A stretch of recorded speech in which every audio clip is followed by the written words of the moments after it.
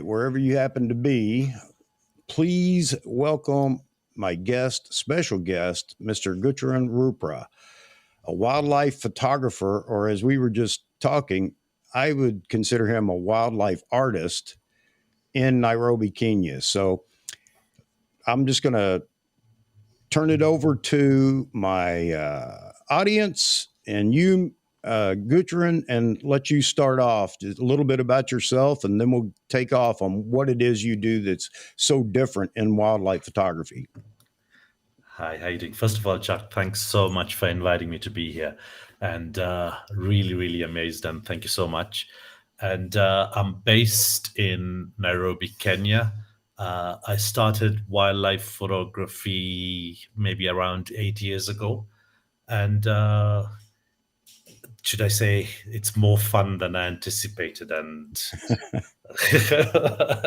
I didn't imagine it would be this way, but it really, and it's still a hobby for me. And what it basically is it's a place I go to calm and get all my mindset and relax. And mainly I go and get myself relaxed, and then I do it from there. Whatever else comes. Well, I'll tell you, I'm the same way, Gurcharan. I can go out behind my house and sit with the camera on the tripod and sit for hours. And my wife thinks I'm crazy. She says, "Don't you get bored?" On the contrary, it's more exciting than so many other things that I get to do. So Yeah, my wife says I've got more babies than one, and I've got one child, but the rest of them are all the cameras. Yeah. there can be a bit of jealousy from that side, I think. I hear you. I hear you. Well, your photography, though, I know that you started this as a hobby, what, 12 years ago or so, and That's then from right. and it became a passion, which is great because it's such a nice passion to have, photography. And from there, it just grew. I know that you talked about in your interview in November of last year that you were shooting with friends, and it was a group that you guys went out and actually basically explored your passion for photography, and you soon outgrew the group as far as your passion.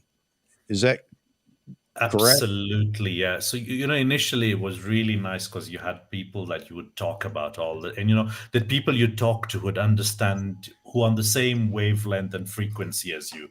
So you'd be there, you'd be talking about this camera setting and that camera setting, and the other guy goes, "I don't know how to do that. Let's go try it together." And that was good fun. But it came to a point where I think some of them sort of like stagnated to where they were, whereas you still want to push it, and you still want to become better than you are. And that's when you sort of outgrow them, and you then sometimes find yourself in this rut where you don't know what to do. And you know what, photography or the whole eco about wildlife and photography became so important to me that I just kept on pushing. It didn't matter what happened next. So I think that you talked about too. This is when the creativity, the passion brought about the creativity, and you started looking at how to be more creative. And we were talking about that earlier before the stream started. Um, it, I think it's a lot of photographers are looking for something different, not the run of the mill, although they're beautiful photos. But okay, how do I see this with different eyes? And you started down that road at that point after you passed the technical side of it and all the typical composition and everything else, and then started looking outside the box. Is that correct? Because that's where your photography wound up. And again, it's wildlife art. It's not just the typical wildlife photography. Totally agree with you. Initially when you pick up your first camera, and everyone talks about manual, and everyone talks about this shutter speed, and everyone talks about this aperture, and it all used to phew. What are they talking about? You know what I mean? Everything just Right. passes you. And then slowly by steadily you begin to, the first few shots you took were all out of focus, but then you realized, oh, maybe a beanbag might help, and then a beanbag comes in, and then you make sure that then after that every shot you take is put on a beanbag, and it's never handheld. And it just keeps going, and it just keeps going. And then you end up with a lot of guys, or a lot of my friends went very technical, and to get this type of shot you must shoot at this setting and this aperture and this ISO, or sunset shots you must shoot at this aperture and you must shoot at this shutter speed. And over time I realized something, and nothing matters at the end of the day. That shutter speed doesn't matter, that aperture doesn't matter, that ISO doesn't matter, because it is you, the artist, trying to show what Yeah. you envisage. And as long as you've got the composition nailed on, the rest of the stuff will just be there or thereabout. It doesn't matter so much. Yeah. And And I talk about that often too. It's the final product that matters. It's not okay. You have to have the technical side to get to an experiment to get the product that you want. I get that, but there's too much discussion about the technical side of a photograph. Do you like it? If people want to know the technical side, is it because you like to recreate that style or whatever? Or is it just the typical photographer talk about pixel peeping and everything else? So the creative part to me is the most important part. And I talk about it quite often. I see a photo, it catches my attention, and I'm staring at it. That's a great photo. I don't care about the technical side, or maybe it has a little noise, or I don't know. It doesn't matter. If I like it, that's what matters. But photographers will eat each other alive over all those little things. I totally agree with you. And when I started and would go and would look at somebody's photo and would pixel peep, as you said, would go there and look at it. And then what happened is, you'd meet people and they'd see something on Facebook or Instagram, and then they'd share it with you and they say, "Hey, Gooch, have you seen this photo? I love it." And, being a photographer and being around other friends, I'm sure a lot of people share that with Yeah. you. And you look at this and, we'll pixel people and say, "What's so nice about this?" But it caught somebody's eye. And the Right. reason it caught their eye, they don't understand what shutter speed or what Yes. details, or should I say, they don't understand the EXIF data to get that shot. But Right. what they can tell you is, "I like it, it's beautiful." And that's what I suddenly realized maybe partway into my journey, where, hey, stop pixel peeping, don't worry about settings, let's go for composition. And something, when you nail the composition and you get your settings wrong, trust me, you'll never make that mistake again. True enough. True enough. Well, Yeah. something that the audience doesn't know is you've had your hands on pre-production models, several Nikon cameras, and Gooch, you shoot strictly Nikon, and we have a Nikon-centric crowd here, so everybody loves that, of course. And we were just talking about the off camera, off line. We were talking about the D6 and the Z9. Now you have the Z9 as well, Yes. and you had the chance to work with the D6. I don't know if you purchased a copy for yourself or not, but what a lot of people don't know is how good the D6 is. And I'd like you to talk about that for a minute and what you found different with the Z9, and will it help you move forward in your creativity? Absolutely. I mean, starting off with the D5, which was my major camera, or this is what I used to use most.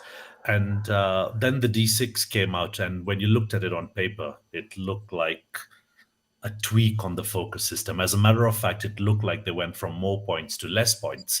So everyone, sat back and said, I don't think the D6 is the one to invest in. Maybe we'll jump a series.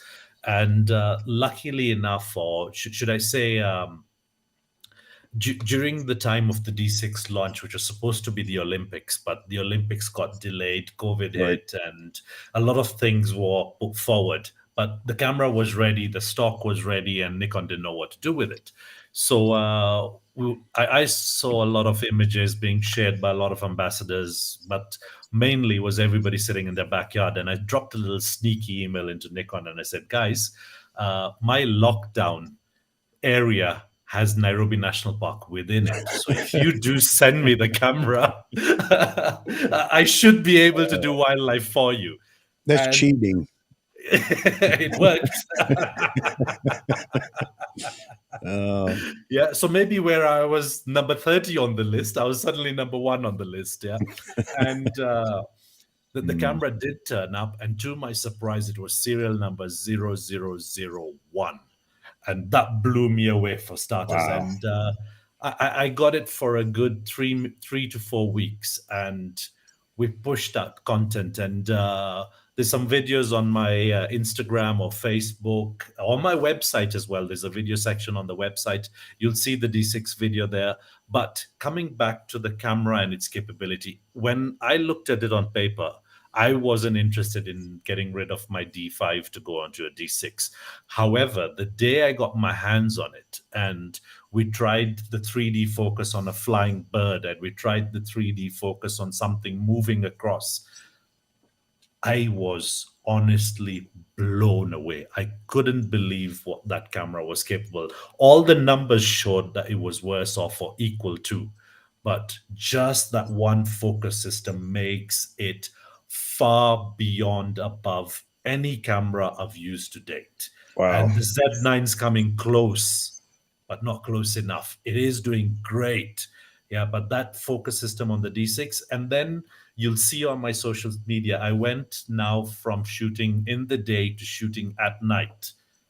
And it was all down to that D6. When I'd shoot with the D5 at night, I'd probably have to manual focus half the time because it Mhm. wouldn't be able to pick up the subject.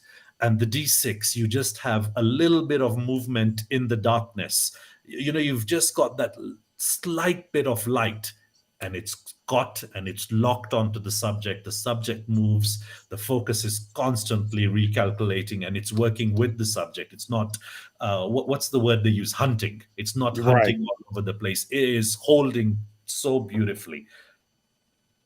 You know, like we were talking earlier, the D6 really got no fanfare. We had COVID going on and everything else, of course, you talked about. And I'm sure the pros and everybody that had one understood the differences, the leap in technology from the D5 to the D6, but that never really filtered out to us, the audience. And so, again, we didn't pay it any attention and assumed that the Z9, I mean, we knew the Z9 at that time, or that the flagship mirrorless camera, something was going to actually be developed. I think it's where everybody focused rather than they were afraid to. I'm not going to buy the D6. I'm waiting for the monster mirrorless camera that I know Nikon's going to build. So I didn't know how capable it was until talking to you. I totally get you. And I don't know, maybe it was a lag in the marketing or something that they didn't want to do, but I think maybe it was because of the fact that the numbers didn't, or there was no fancy gadget other than the GPS and the focus system. It didn't really sound super fancy, but oh my God, when you get your hands on it and you use it, is when you really awaken to what that camera is capable of. That's, it's a shame that Nikon didn't get credit for that, but maybe though it's kind of a blessing in disguise in that there might have been somebody that went from a D6 and thought, whoa, the Z9 is fantastic, but you're experiencing it now. It is a fantastic camera, but I guess you get used to or spoiled by the D6 AF and Yeah. I agree. Even the Z9 AF is phenomenal, but the best part about the Z9 is that from a mirrored camera where you're just seeing what the camera, or you're looking through the mirror and you're seeing what nature is showing you, versus on the mirrorless where you're actually seeing based on the setting you've pumped in. And whereas, before I'd get a shot from a guesstimate in my head, bring it into Lightroom and say, okay, I just need to tweak this up a little bit, to the point where with the Z9, what I'm up to doing now is the shot is coming out of the camera as I want it or as I planned it. right. Yeah, it definitely makes it a little easier too. And you can really look at your creativity there to determine the lighting or what you want. I think it's fantastic. We got a lot of, or some people in here. that are saying hello and everything else? Yeah. Yeah. Hello in all languages. Yeah. So hi guys. Thanks so much. I'm reading the messages on the side. Yeah. So in Punjabi, Sat Sri Akal, hello. So Sat Sri Akal to you too, Jaspreet. And I saw a couple of friends of mine, Rakesh, I believe, follows me on social media as well. Yeah. Yeah. So Ray, David, Woody, hero shots, everyone, thanks so much for coming in and appreciate. Oh, Jeffrey as well, sorry if I missed anybody, my Mhm. apologies. So, Hero Shots had that question. I think it's interesting. You know, one, do you have a YouTube channel? And I don't know that you do or not. I didn't see anything. Okay. No, I don't. Yeah. Just Instagram and your website. Yeah, Instagram, Facebook, and my website. Okay. Okay. Yeah, and website's not updated regularly, maybe once a year. So Instagram and Facebook are Instagram's number one and Facebook number two. Okay. I'll pull your Facebook up. I mean, your Instagram up here in just a second. So, how do you get your foot in the door for wildlife photography, Gooch? You sit in a vehicle and you drive to a park and you take your camera out. Uh, I mean, uh, what's commonly known in wildlife photography is that everyone seems to believe that a telephoto lens is critical. It is important, but it's not critical. And my social media will show you that whilst the current social media is emphasized on telephoto, the reason is I just bought a 180 400 and the D6, and that combo is just visually, I don't have words for that combo, and it's so amazing that I've put away my wide angle. Normally my wide angle used to be the key lens with me, but now I've put away the wide angle, and just because of that 180 400, it focuses, it does everything so fast that I'm so eager to use it. Yeah, but yeah, how do you get your foot into wildlife photography? And I think you need to be out there shooting, and that's the only way you're going to get your foot into anything. Go there, practice, shoot. And then the trouble with this sort of stuff is that no one's going to pay you. When you go into portraiture, suddenly you find the client, you get paid for a shoot, you learn on the job, you improve as you're going along, and things, or you get better and you get money for it. But with wildlife, until you're not good, you don't get money for it. Okay.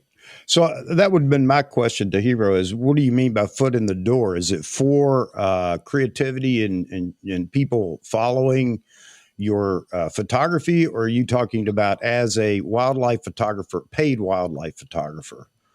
So there's a difference because you're more on the side, Gooch, of just creating your art and just sharing it with everyone. Yeah, he's responded saying the money part. Yeah, Yeah. you have to. Yeah, Paul, sorry, mate. Sorry, that's Swahili as well. Yeah, you have to, as a wildlife photographer, have content showing the quality of the work before you'll get any sort of money. Cause your subjects don't pay. I've tried. I've asked the lions. I've asked the zebras. None of them have agreed to it. Yeah, so you are gonna have to prove you're worth it and then find some sort of client who's either going to buy your print, or you'll then end up having clients that you take to workshops and you teach them. So one of the two, or then you get the wildlife has brought me into horses. I've got some clients who've asked me to take photos of their horses. It's not something that I enjoy, but having to play with a new camera and doing more content with it is amazing. Um, and then what I'm finding is that now lodges are becoming interested and saying, "Hey, Gooch, why don't you come and work with us? You pump out some content tagging us, we get some business in return, and we'll barter or trade or work." And there's many ways to bring out a business, but unfortunately in wildlife you've got to put your effort in, you've got to begin to get amazing shots before anything's going to come your way. And we all look at you, Gooch. You're in just a phenomenal location for wildlife because it's so exotic for us. The only time we see anything that you're shooting is at our local zoo if they happen to have that or whatever. But we don't have the setting. We don't have the beautiful landscape and for all that wildlife. I know that a lot of people are going to start here in the States looking for birds and whatever wildlife that you can drum up. But we feel like it doesn't compare to what you're privy to there in Kenya. Should we just say, don't worry about that and concentrate on what we have available here? To be honest with you, the first thing is okay, thankfully, Nairobi National Park is 2 kilometers or 3 kilometers from my office. So that for me is probably the biggest reason I'm able to shoot every weekend. But yeah, I agree that you don't have Africa and the wild animals, but I'm seeing a lot of photos from Yellowstone, and I'm Yeah. seeing the winter photos with those bisons and snow covered faces. And I'm inspired. One day I'd love to do that. You've got the bears, you've got, Right. there's so much. You've got bald eagles. You guys have so much. Nature is everywhere. It's just you need to motivate yourself to get out there and do it. As a Yeah. wildlife photographer, your day starts before sunrise. This morning I was out of bed at 3:30 in the morning because I was shooting at 5 in the morning. Yeah, and you're not going to get that being a lazy photographer saying, "Oh, I need to go to Kenya to get wildlife." No, you don't. You need to get out of bed, go out there with your camera to get wildlife. That's exactly right. And I think that's kind of the hard part sometimes. The worst part about it. Yeah, like a landscape photographer, same thing. You have to be up and out there before the sun rises, and you only have a small window to capture what you're actually hoping to get. So, yeah. No, that's great advice. And again, I think that we look at the exotic sometimes because we don't have it and think, well, that's where I need to go or what I need to do. But you're right. Beauty is and wildlife is everywhere, Exactly. We always see the grass greener on the other side of the river. right? We never look within ourselves. I mean, I know so many photographers from America, and they're doing such great work with local wildlife. Yeah. Owls, birds, eagles, snow and foxes, wolves. There's so much going out there. It's just a Yeah. matter of effort and doing it. Yeah. Does the Nairobi National Park, is that the park that backs up right to the airport? Yes. Okay. Yes. So I've been to Kenya 3 different times and wow. to Nairobi and out to Mount Kenya, Marlal. Wow. So I had a chance to be out there. Of course, then I wasn't shooting anything or doing any photography. So now I kick myself. But I just a note for those anybody that flies into Kenya and flies into Nairobi, it's not uncommon to see giraffe out the window of the aircraft as it's coming into land. I thought that was just amazing. Where else in the world are you going to land in an international airport and you've got giraffe out in the? It's beautiful. Even to twist that up a bit more, in my younger days, my dad did a job for the airport, and they were doing some cabling by the runway. And when they'd leave their machines there at night, they'd always leave a guard to look after the machines. And one of the guys from the airport comes in and says, "Hey, you don't need to leave a guard on this side of the airport because we've got a leopard that roams here every night, so it'll keep everything safe." Yeah. Okay, a guard leopard. That's great. Yeah. Oh. I can share a shot just let's showing. share. Yes, let's share Just some talking of about your Nairobi. Yeah, photography. just talking about Nairobi National Park and what we were looking at. Oh, sorry, just 1 second. And all right, I'm going to share a photo, and here we go, the window. And this is just to tell you guys about Nairobi National Park. And this is one photographer did it so much that we've moved from city shots and now we call them shitty shots. Yeah, but this is what's very common in Nairobi. You can get the animals with the city in the background. Yeah, and understand that these aren't animals that are I mean, literally fenced in a small area or zoo like. These are out there in the wild right next to the city, Correct. So what we have is to the city we are fenced, so they don't go running into the city. right? But to the wild side, on the other side of the national park, it's just a river. The animals are free to move and migrate as they wish. That's fantastic. Yeah, it is. It's. I tell you what, and I think if I could say my photography's, should I say my practice and movement upwards has been so accelerated, all thanks to Nairobi National Park, because I go out every weekend. I don't go every day, so I'll just go in on a Saturday afternoon is my key time. I'll go out on a Saturday afternoon, explore, shoot, come back, spend the week looking at those shots and trying to understand where I went wrong or what I did right. And then once you've worked out where you went wrong and what you did right, the next weekend you go and you push that same focus again. So I said, all right, I did this right last weekend. Let's go try it again. Can I better what I did? Can I better what I did? And that constant push and that constant trying and failing and not letting yourself go down and picking yourself up, dusting yourself and going again for Right. the next day. That's what has accelerated my journey rather than shooting once a year or shooting every 6 months or buying a camera and then keeping it in your cupboard, like how it came with the battery separate and the lens separate and the camera separate. Yeah, keep the camera ready all the time. You never know Hmm. what comes. Shoot, you know what I mean? Yeah. Yeah. Yeah. Well, let's show off some of your photography. We've talked about it. And you know what I'm going to do to make it easier for us? I am going to pull up your Instagram page for those that Sure. haven't done it already. Let's see. All right. And we'll go through, just scan through some of the photos and you can talk about them as we go. Let me go Super. to, um, so yeah, beautiful photos, as I said before, but Thank you now, so much. So that's Z9. I've been out there trying to get a lot of content with it. And this is a situation where the light was too low for me to shoot normal. And it was pretty dark. So all I did was I dropped the shutter speed to 1 second and look at it. I'm still pumping 3200 ISO out of it. You can see the EXIF data on the photo.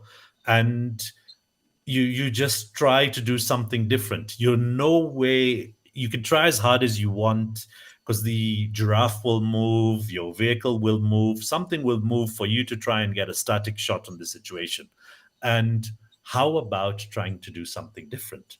I've done a few shots where I've done to do a horizontal movement, but this time I said it's a giraffe, they're tall. Let's try a vertical movement. Yeah.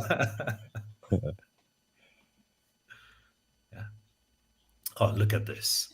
Yeah, look at this. And again, it was mucking around with the Z9, going out there, little baby foal, playing in the water, and the mum just comes to lick him dry and just, let me clean you up and let's go play around something else. And it looks like a newborn. It was. I think it's just a few days old, if not a few hours, and it really enjoyed playing in the water. I think maybe it felt like it was still within the womb or something, but the baby really loved playing in the water. And they're hard to get, but when you do finally get images of mom, baby, or animals interacting, they're so beautiful. Giraffes interacting, that's my favorite. Yeah, look at that. I love that. Yeah, look at that. I mean, I've actually been working at trying to get these sort of shots for months. And then the Z9 comes in and the first trip out, bang, you get the shot. Yeah. So it was destined for the Z9. Yeah. Oh, great. Yeah. So, But I how think is the it? 20 frames per second really helped on this. Oh, Go yeah. on. Yeah, your question. Yeah. No, I was just going to say, it's great to hear again a little bit of information about the Z9 and how it's working in your genre here. Now, where was this at? This is This is in Uganda. It's called Yeah. Windy Impenetrable Forest. Okay. Yeah, and what a place, honestly. And these guys, the enigma around these beautiful creatures. I mean, they say what we're like 1% off in DNA, yeah? From ape to human. Yeah, Yeah. but it's they're so beautiful. Unfortunately, where we got to, it was the gorillas were deep in the forest, and it started raining, so the camera went through all wet. It was a Z7 II, and I was shooting between 3000 to 4000 ISO, but all the shots look so beautiful. I mean, hats off to that camera. So we're just going through a top few photos off of your Instagram page. Anybody can go to the Instagram page and look at all the art. Here's almost a classic photo, but I love the composition. I love the way the elephants are lined up here. The black and white is fantastic. Beautiful photo, I think. Yeah, thank you so much. And this is a device that's been designed and made by myself. I've got a engineering shop in the weekdays, and it was built there. And I'm actually I'm working with Amy Vitale on a project called Vital Impacts, where we are trying to raise money for conservation. And I donated the picture to them. But going to the background of the picture, I went and did a project with Amboseli Trust for Elephants in Amboseli, of course. And I'd never worked with elephants, or to a point where we had just gone to play and had a look. And I went to these researchers who work with elephants day in, day out, and I said, look, guys, this is a device I've designed and made myself. This is how it works. These are the noises it makes, or the shutter noise. And this is the plan, that when we have a group of elephants walking, we go and place the device ahead of them and let them cross the device, and let's see what happens. And the researcher was so intrigued with the reactions of the elephants that this same herd, we put the device 4 times. Every time the herd would cross, we'd come and we'd pick up the camera, we'd go forward, we'd place it again for the next pass. We did this 4 times, and they loved it. And from a photographer's point of view, when researchers who've been working with elephants for 30, 40 years give you a tick in the box saying approved, that was it. Wow. That was the Yeah. most amazing part. So was this one of the boxes, or was this the buggy? To be honest with you, with how elephants react, I wouldn't even want to put my buggy there, because it'll come as a flat pancake on the way back. Yeah. But I'm saying that because what I'll do is maybe I'll do a screen share on my side and talk through some of the shots. But let's finish with your side first. And there's a couple of shots that I'd like to discuss exactly this situation. Okay. And the box was there, and they interact with it, which is so amazing. They'll come, they'll sniff it, they'll play with it. And I've got a shot that honestly is composed by elephants. Huh. Okay. Yeah, I'm looking forward to that. Yeah. So this is your aerial photography, which you're really doing a lot of as well now. Correct. Yes. Not drone. I think you explained that in the interview that I read. It's not drone because of the issues with licensing. And to be honest with you, putting all the licensing aside, I don't think drones have got to the point where SLRs are. Okay. Yeah, I don't think the quality shot coming out of a drone versus a SLR, I don't think they're there yet. And this was an interesting piece in that. And then I'll tell you what, we're going to switch over to the photos that you want to show. But an interesting point there is that you said, you may be surprised, I shoot a 24 to 70 or a 70 to 200 when you're doing your aerial work up in a helicopter. Not the big lenses, because you can't hang them out the door for the prop blast and air and everything else causing problems. Is that correct? Absolutely. And trying to sit in a shaky helicopter, trying to focus a 400 on an object far down there, I've tried, it doesn't work. Yeah. All right, let me switch back here, Okay. and by all means, you Yeah, let me go on to screen share on my side. Let's hang get on on here. to, okay, just setting up, and here we go. Share screen window, and let's go for this. Okay, dokie. Yeah, I can see it there. Yeah. I'm gonna shoot a bit further. Oh, here's something Nairobi National Park as well. Yeah, it looks very much like Masai Mara. My Yeah, favorite subject, honestly, by far from the animals, is the clouds. Yeah, and this is why the wide angle. You can see wildlife photography, 2470 lens, shot at 50 millimeters. wow. See, most people would think I'm going to Africa and I'm going to do photography, so I need 800 millimeter. The smallest I can go, the shortest focal length I can go that I feel comfortable with is 200 millimeter. And I mean, that's just what everybody thinks. And I found it interesting in that article you talk about, you shoot wide quite often. Yeah. So, My cameras to go on a trip always.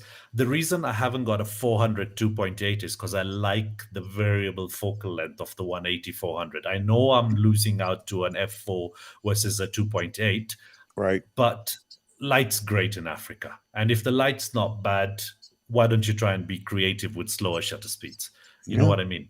Yeah. Yeah. And then I usually travel with two cameras, one on a wide angle lens, the 2470, and one on my 180 400.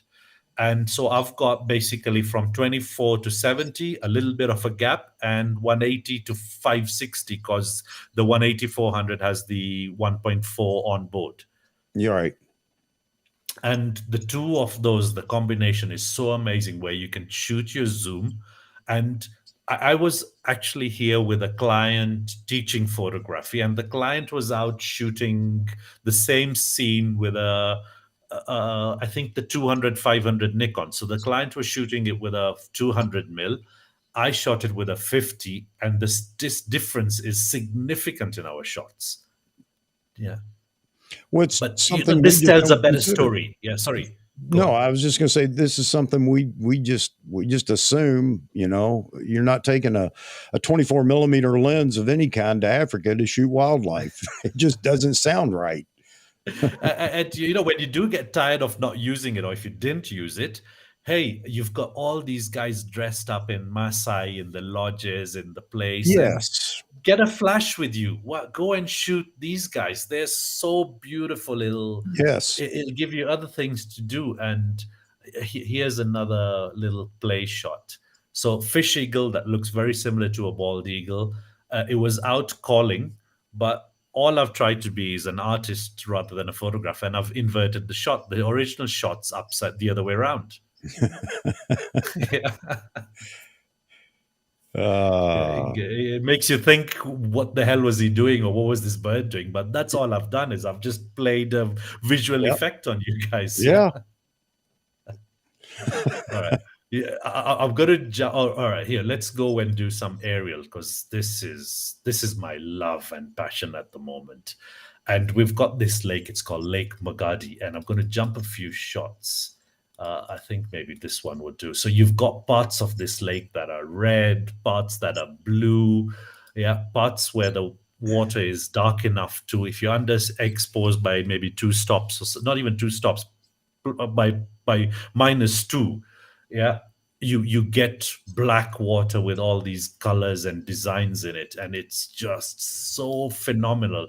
And to add, you get flamingos on it, and sometimes I run out of what to say about this, because they're just so dramatic and scenic, and you don't talk about technical details here. You just shoot high shutter speed, and you know let instinct drive these shots. Yeah. Beautiful, beautiful. Yeah. These are just, the chopper moves so fast that everything here is driven by instinct, not by a plan in place. So Yeah, this is landscape photography with a twist. absolutely. Yeah, And I that's a good love way all of putting the it. yeah, the shapes, colors, and curves and everything of the landscape is fantastic. It's beautiful. Yeah. And you know, it's just all about algae. It's just the algae content, the different colors of the algae, and then they create these lines in it somehow come. And when it's windy, the lines mix up to create all sorts of designs. And Great. you know, when the chopper pilot says, "Gooch, it's windy, hold on," and I'm, yes, that sounds good. Yeah. Uh, I'm going to shoot across to the image that I was trying to talk about okay. for the elephants before I come back to other things. I know it's further down. I post so much that I forget what I posted when I posted, but let's try and get into that shot before I go. And let's finish one story before we open another Okay. chapter. Yeah, that's the only reason. Yeah. God, it was a long time ago, I can see. Jeffrey Neville says the wide angle allows you to capture the environment, which is sometimes the better subject versus the animals. And I think I agree with that somewhat, Jeffrey. Yeah. It tells, putting that aside, it tells a bigger story. Right. Yeah. Having to shoot the environment and everything tells you a much bigger story of what's going on versus, yeah. So this is still part of the same time where you've got the box placed out and the elephants come and interact with it. Yeah. And oh, there we go. I found the shot. So this is the shot, and literally what happened here is the elephants came, picked up the camera, tried to taste it. They didn't like the camera. They threw it on the ground. Unfortunately, the camera was pointing in the wrong directions when all that was happening. I was shooting all the way through. I've got shadows of the camera being thrown around, and you know, the camera was then thrown on the ground, and then as the whole herd passed, everybody played football with it. Everybody kicked it. Yeah, every single one of them, honestly, kicked it. And this was one of the shots. Can I? No, I don't think I'll be able to zoom in here. But that's those are my knees. That's me looking in the car, and I'm saying, "Oh my god, yeah, that's my camera they're playing with." But hats off to Nikon. I mean, I've not broken or lost any camera to date. They just, you pull them through all sorts of shit, and they still run. Was this the D6 by chance? No, this is a D750, believe it or not. Okay, okay. I just I didn't. wondered. The D6 wasn't released at this point. Yeah. Okay, I just wondered what you're willing to put out there to do this. I've put my D4S when I'm there. I will put my D6, but these days the Zs, because they're so much more smaller, the Z7 II and the Z7, they're tiny. That 1430 lens, I Oh know it's yeah, an f4, but even at 14 millimeter, you don't get the diffraction you'd have got from a regular 14 millimeter on a F mount. The Z mount being so much more bigger, the diffraction is a lot less. The right. hole size being so much more bigger lets so much more light in as well. So you can shoot. I know it's still f4, but the light coming through the camera is so much more anyway. And you get some amazing shots with that as well. And I'm sure there's no end of shots here. And this is the same trip where I got the elephant to play with the camera. You've got Mount Kilimanjaro in the back there, and you've got, That's a fantastic catch for the symmetry of the giraffes. That how do you, is that just one of those? Hey, there it is. I've got to catch this now.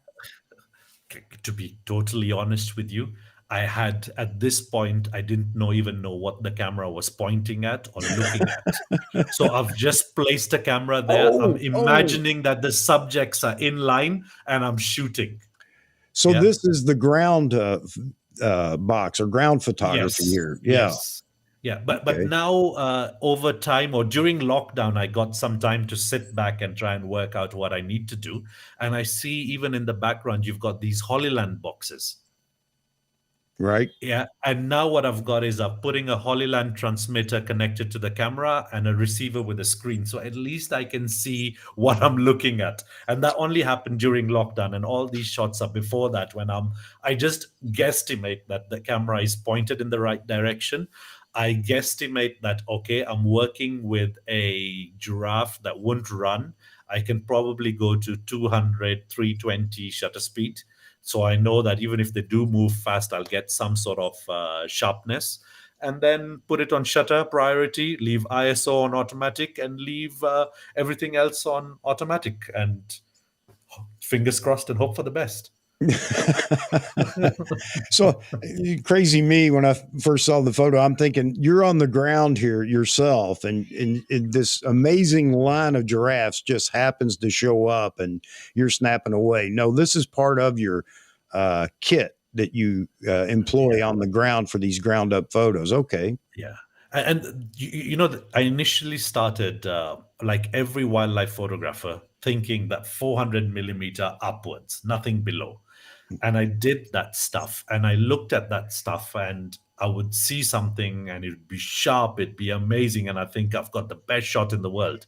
And then you go onto Instagram or Facebook and you find about 3, 4, 5, 700 more photographers have exactly that same Right. shot of a lion, if not better. And Right. you know, you sit there and you say, come on, mate, how do I become different from A, B, or whoever it is? Yeah. And I would look at this, that all the award winning wildlife photographers, all those really amazing guys, all of them had. I was a bit, thankfully, with work and everything, I was able to afford a D4 very early on in my photography playing around. And I had a D4, I had a 200, 400, and I'd look at all these award-winning photographers, and they had D3s and D3Ss, and they had 200, 400s, or even less than that, and they've got award-winning photos. So for me, that was a big kick on my backside, saying, "You have the gear, you have the park, you Yeah. live here. How are these guys coming here for once in 3 months or once in a year and whooping the backside out of me?" So I need to really pick up my A game. Yeah. Well, and you did. Yeah. You definitely did.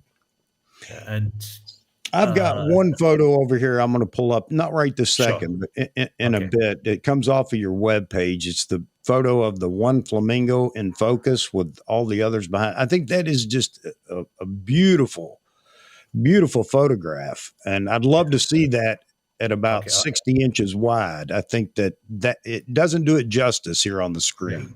Go on. Share which shot it is, and I'd like to see if I can put it up.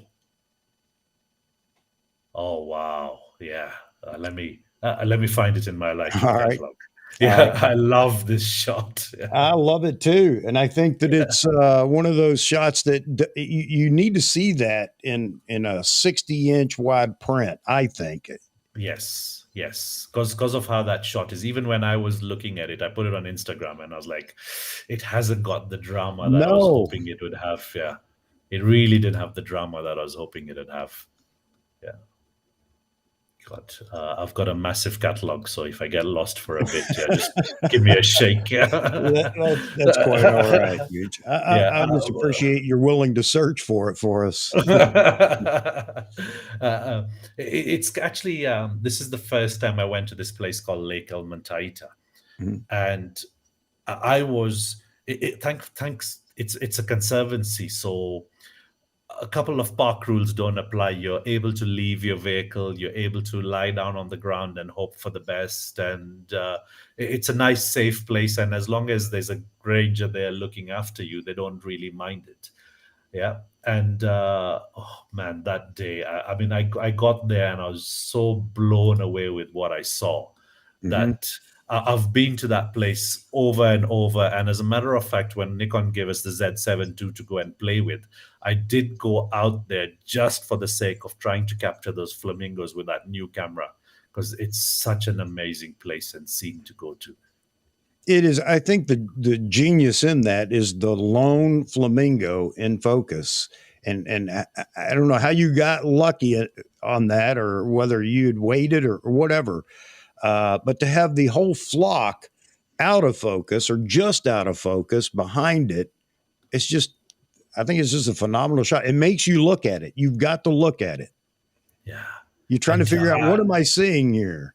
No, I've totally got it because I'm trying to run around. You know how guys are, yeah, one job at a time, yeah. But Sorry about that. I know no, you were no, no, no. looking It's for it. totally cool. It's totally Mm. cool.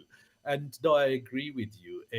What makes that shot for me is that one flamingo that didn't decide to fly off while everybody else decided to fly off. Yeah, and that's what makes the shot. And somehow or the other, I did get lucky, and it worked out. Yeah, it absolutely worked out. All right, so here we go. I found the shot in my catalog. I'm coming back onto Chrome. So here we go. Share screen, window, Lightroom catalog, and share. And let me go full screen. Here we go. Yeah, and here it shows up too. I mean, there's the color shift from those that are flying and that lone flamingo. Uh, this is beautiful. That is a large print if there ever was one. Yes, agreed. Totally agree on this. You'd need a large print to make this shot understandable. Yeah, Instagram definitely doesn't do it justice. yeah, I find that often. Sometimes I'll have a photo and I've got it up on a 27-inch screen. It's beautiful. It's just wow, and you go post it somewhere, and it's not just the uh, problem of compression. It's the fact that it's a print that needs to be seen large. Yeah. And it just that's the wow factor in it because there's so much going on. I don't know how to explain it, but I Yeah. could see this in a 60-inch wide or larger print. I think it's just beautiful. Yeah, and the understand looking at the EXIF data, I'd forgotten about this. It's shot at 180th of a second. So Mhm. any movement would have been blurred, as you can see in the background. and Okay. I'm lying down on the ground with a beanbag at the edge of the lake and just trying to find something interesting as the bird started running, rather than trying to go, oh wait, I need to get the bird sharp, let me go 1,000th of a second so everything is frozen. I Hmm. decided to go the other way, and I would normally shoot. What I try and do is I keep my shutter speed equal to the focal length. So if I was shooting at 400, I'd be shooting at 1/400th of a second, and in this case still shooting around 300. I decided, rather than shooting 1/320, let's drop it down to 180, just to try and get that factor of out of focus and movement, trying to show movement, if that's the right word. Yeah, and you did. It almost fools you in that you feel like the lone flamingo is just that much closer to you with the separation to the flock, and that's what I thought was going on here. But when you explain it, that's perfect sense because he stood still long enough to be sharp, and the flock behind are all skewed because of the motion blur and the slower shutter speed. Beautiful. And just, yeah, as you say, you just have to keep looking for different ways to play the shot, or different ways to do something. And if you're going to do the same thing everyone else has done, you're going to be the same as everyone else. Yeah. Oh man, that's Uh, just beautiful. Your photography is just wonderful. I want you to talk about your ground up because those are some photos that are unique. It's something you don't see every day when we're talking about wildlife photography in Africa. Yeah, I'm gonna pull up. I don't mind this at all. I've done a couple of slideshows, and I've obviously shown off the devices. So what I'm gonna do is I'm gonna try and find them where I've got them in my Lightroom catalog, and then I'll just sort of show a couple of devices so I can talk about them and explain what I've done, how I've done, why I've done. And the initial start was, as I was talking about the 400 mil sitting in Africa, going out there and shooting 400. It was really, really fun, but it made you equal to another million photographers in the world. And then I wanted to try and find a way to get intimate, and and trying to get intimate with the 400, and trying to I initially found ways to approach animals where they're more comfortable with you. You'd go there slower, steadier. You'd find a way to get closer to them every so often. And Yeah, you do get closer. If you have the right approach to the animal, you can get super close, but there's super close to a point. And then you'd sort of play around with it, and you'd sort of say, okay, fine, I've got close enough, but how do I get intimate into it? Right. So, and the low level was a big thing that I wanted to do. So the first thing actually I did was I took a monopod and I'd put the camera on a monopod. And this is where the D850 was the biggest key for me, that even if you got the shot wrong, there were so many pixels that you could eventually crop Mhm. it quite significantly. And I'd take a monopod and I'd drop it down from the vehicle while I'm seated in the vehicle and use the live view on the screen to see the composition, but shoot using a remote or release using a remote. Yeah. And I started getting different shots, but it wasn't intimate. And then one day I went to a park called Solio, and I took a ghillie suit, and I stuck my camera under this ghillie suit, and the shots I got of rhinos was so phenomenal that Hmm. I've never looked back. I've honestly never looked back. And all right, here I'm gonna get into a screen share so we get the All right. devices, and here we go. Let me know once you've got it up. There we go. So that's your cage. Yes. Simple enough, basic metal. I tried to paint these, I tried to do all sorts of fancy stuff with them. But all I realized was animals, I think I used it to metal lying around in the park. So when they taste corrosion, they understand it's that thing. When you paint it, it suddenly becomes interesting. That has a smell. That is something interesting. Yeah. Huh. Yeah, and one of the telling you a story, the first time this device actually worked was I had this baby elephant, and this baby elephant came charging at the camera, and obviously the camera is static, it didn't move, and we had fun. The baby would come and scare. You know how elephant babies are, they scare everything in their way. Just, I'm the boss, you know what I mean? Yeah. Yeah. And we scared, and obviously it didn't get scared, so the baby went straight up to the mom, and went, said something to the mom, and the mom kind of, it's like the communication is so good that the mom came walking directly to the camera, and the first thing she did is she just had a sniff, and left foot, boom, on the camera. And then like a pro footballer, turned it 90 degrees, boom, turned it 90 degrees, boom. And she went and pressed every side of the camera. And the last side she pressed was the camera facing up. Oh, Yeah, so you get the shot. She composed it for you. absolutely. I had never even envisaged getting that shot. Yeah. And, we were talking about that situation just a bit earlier. We had this shot, which led to the elephants picking up the camera and running off with it. And finally, yeah, we got that shot. And then I went and designed a newer device. And then the newer device I got this amazing elephant shot. And then the next day, I got an even more amazing shot of the same elephant. But on the second day, what the elephant did was just simply walk over the device. Huh. Yeah, so comfortably, so calmly, and they didn't step on the device. And the only thing was, here's the device, but the lion cubs liked it more than the elephants. Yeah, Uh, yeah, that's great. yeah. And then this is sort of the evolution of my low-level photography. And then we got into buffalo with a flash, and a very small flash, so it doesn't light the whole scene up. It just lights Right. what's there in front of you. And the same device I tried with different rhinos, it did wonders for me.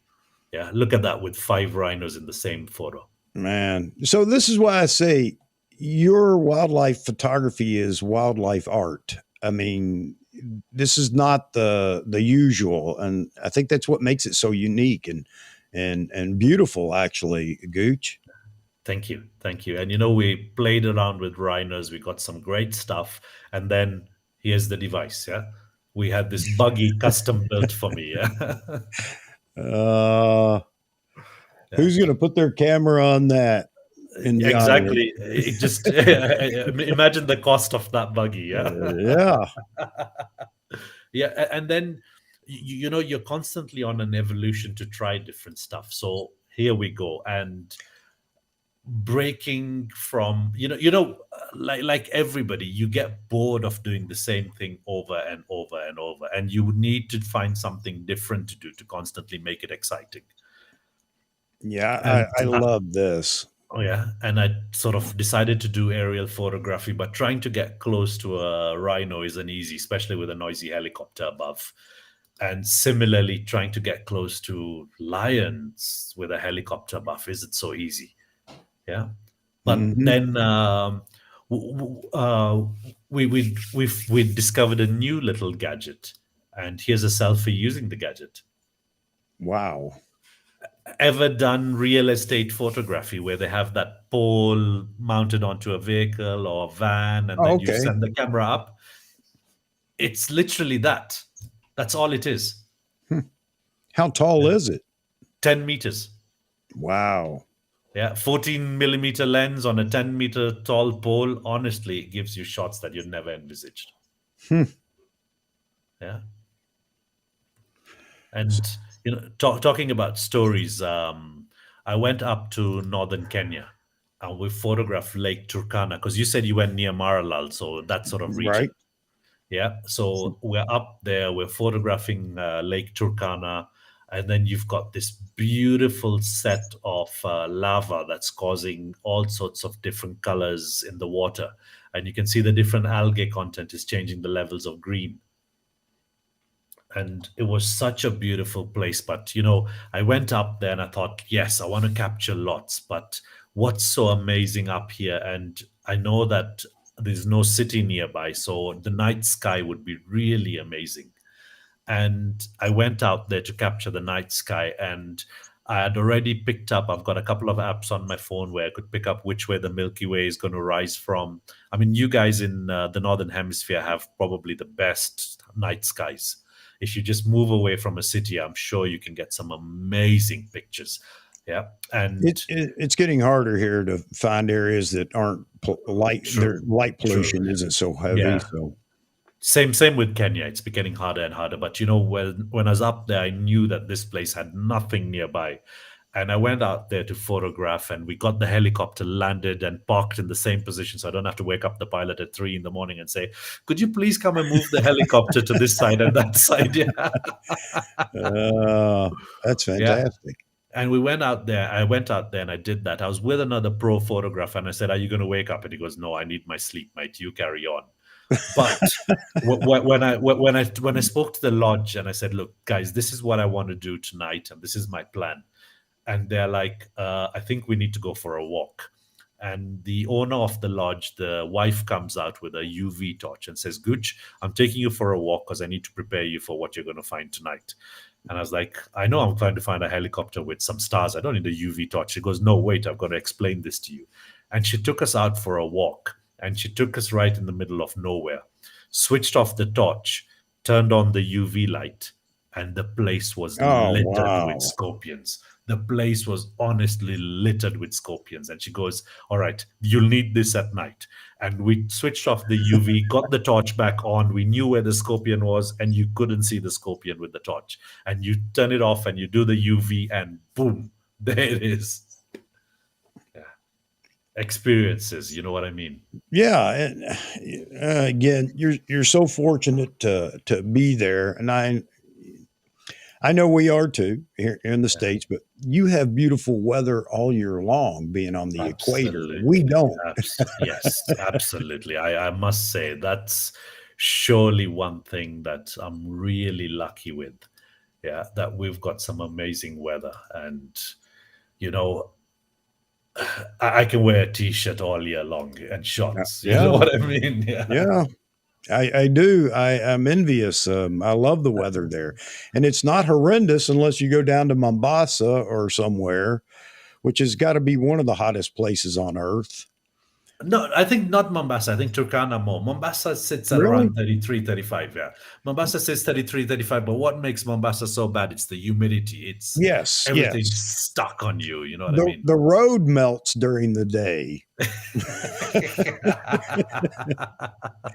The tar actually softens and comes to the top of the asphalt. It's just amazing. I spent some time down there as well. So Oh, wow. You've traveled beautifully, mate. from north to south, actually, I can't remember the name of the village up in the northwest corner. Starts with a W. I can't remember the name of it, but yeah, I've actually had a chance to see a lot in Kenya, so that's why I keep saying I'm envious because I saw it, and oh, wouldn't I love to spend a month over there just traveling again? Yeah. Um, Oh, but mate. you, so and but we've got, let's see, we got Jaspreet asking about more conversation about the D6. Sure, it's been replaced with the Z9 now. Yeah. So let's talk about the Z9 now. Only joking. It is a phenomenal camera, and I'm just going to mention it again. I know the numbers don't make it sound phenomenal, but when you start using the D6, it honestly is. It is still the king of the kings. I mean, Z9, phenomenal. And the bad part about the Z9 is you need to have the biggest hard disk that you travel with because 20 frames a second, before you realize it, you're filling up. And you need a lot of practice to start understanding the speed of the camera before you start slowing everything down and start working with low shutter speeds and stuff. Because, hey, if you've got a bird that's about to fly, you want to be at 20 frames per second. Yeah. Well, a lot of people say you just have to be judicious here and not set it to 20 frames per second and make all kinds of comments like that. I'm going to tell you, when you get one and you get it in your hand, you have to do that. It's there and you have to do it. And What's the point of it if you don't? yes, yes. And the first day, 180 images later, which I didn't even know I took because I set it to silent without the little blinking bars and everything. And I realized I have to put something, I have to use one of the indicators to know that I'm actually taking photos. And when I say 180 photos, I'm not talking like holding the The trigger button for, down. Yeah. Yeah. yeah, it doesn't take but a second and a half or 2 or 3 seconds or something, and you don't even realize it and they're there. But anyway, yeah, the Z9 is definitely different when it comes to that. I haven't I even mean, tried the 30 frames JPEGs yet. neither have I. I love my raws and I like to shoot in raw only. Yeah. But obviously a lot of conversation going back to the D6, and that's the reason why we're here. But that's what the question's about, and it's still a phenomenal piece of kit.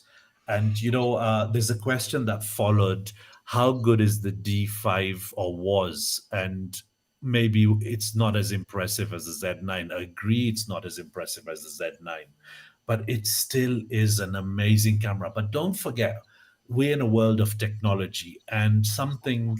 Look at the computers we're using. I mean, 6 months and your computer's nearly outrun, you know what I mean, with the new shiny stuff that's coming out.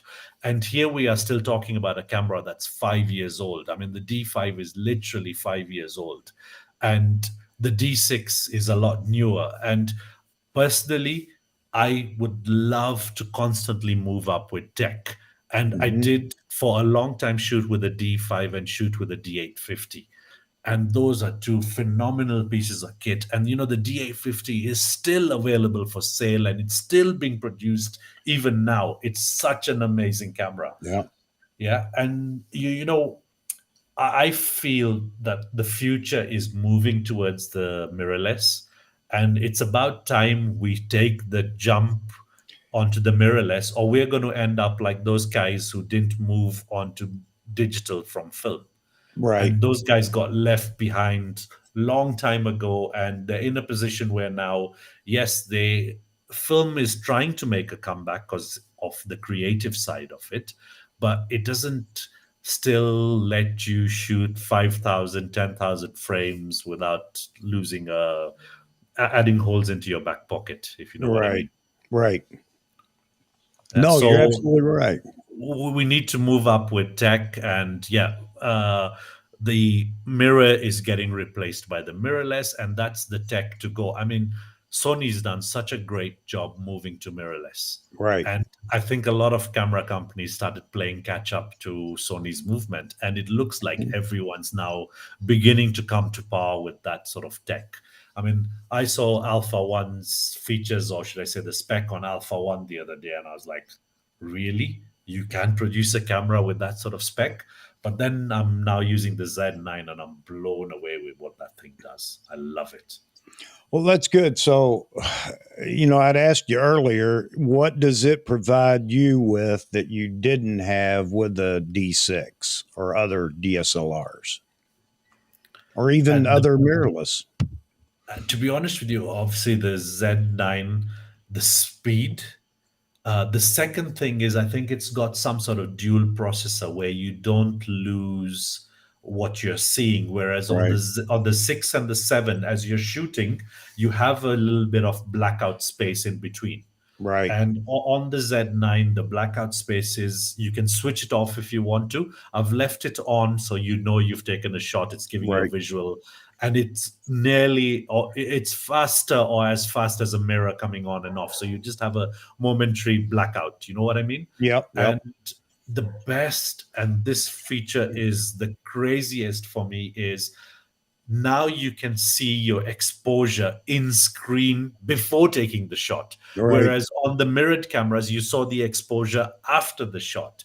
And that for me has made my life so much more easier, where I'd come and spend some time in Lightroom, the time spent in Lightroom has significantly dropped, because now I had a plan in my mind on what I wanted to capture.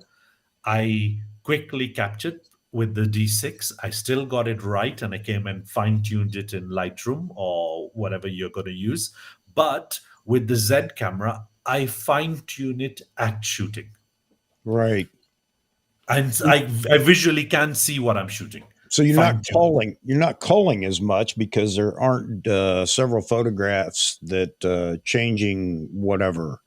Yeah. You see it, you're close, and you can capture that image that you have in your mind because you can see it on the LCD. So that's more significant now, Yeah, is what and you're you know saying. what the absolute the best part is? This is an example of a wildlife shoot. You've got an animal coming to cross the sunset and you're looking for rim light. And as the animal's walking towards the sun, the settings for rim light are consistently changing. Yeah, you know, when the animal's 50 degrees out, the rim light's different. When the animal right behind the sun, the setting is different compared to where it's going. I know you need to underexpose all the time, but you're constantly waiting for that to come. But with a mirrored camera, you're playing catch up to the setting, because you're shooting, you're reviewing, you're shooting, you're Right. reviewing, you're shooting, reviewing. Whereas on the mirrorless, you're seeing exactly. So you can either choose to keep changing, or you know you've got the right setting dialed in, and all you do is just wait for the right moment. And 20 frames a second, you've got 100 frames in the 5 seconds it was there, and gone. You've got, guarantee you, the shot that you were thinking of. And that was what interested a lot of people with mirrorless when it first appeared, was the you get what you see um, aspect for mirrorless. So, and of course, a lot of old photographers, and I'm sure, I don't know, you may feel the same way or not, but some of the old photographers, it's just hard to get them out of. They don't need this, they don't need that, and I don't want that. And, it doesn't harm what you're doing. No, but I don't need it. Okay. But don't tell people that there's something wrong with the tech that we're using today. It's hard, I know, to maybe it's just I learned the hard way and I've mastered the hard way. And if you change this on me, I'm no longer the master of this. I don't know. I don't know what it It's is. you know, we it's something that I learned. I used to be a project manager in construction while I lived in the UK, And the hardest thing to get across to somebody is change. Everyone is so used to sitting in that comfortable chair and sitting in that comfortable office and doing the same thing over and over to some point where they really fear change. And how do you bring that change across? And this is what's happening with our camera buddies and our new gadgets that are coming out. There's so much changing that the fear of, oh my God, how is this going to work? But come on, guys, what Nikon in Kenya is doing quite a lot is they've got, I had an old Z7 that they traded in for me and gave me a Z7 too. So that Z7, the old Z7 of mine, what they do is that rather than selling it ahead, they keep it in store and they say, "Oh, you want to try out a mirrorless? Here, take this camera, go and play with it." And Okay, they go and smart. play. Yeah, people go and play with it for the weekend, play with it for a week, whatever they've agreed, and they go and use that camera and they come back and they say, "Okay, fine, I'm going to move to a mirrorless." It's Yeah. go try it, go use it, go and see if you can borrow one and play with it. I mean, the first, I was given a pre-production Z7, and like everybody else, I was like, Nikon are just giving me this camera to play with because no one else wants to play with it. Let's go. I'll just have an open mind and let's go. Yeah. And luckily, I had a helicopter trip planned when that camera was with me. I flew it up on a chopper. I mean, the biggest downside for me on that trip was that I couldn't get, what you see on the screen of the camera is not what you would see with the mirror because you're seeing exactly the real versus you're seeing a digitized version of it. And Right. I wasn't sure if I was even getting a shot.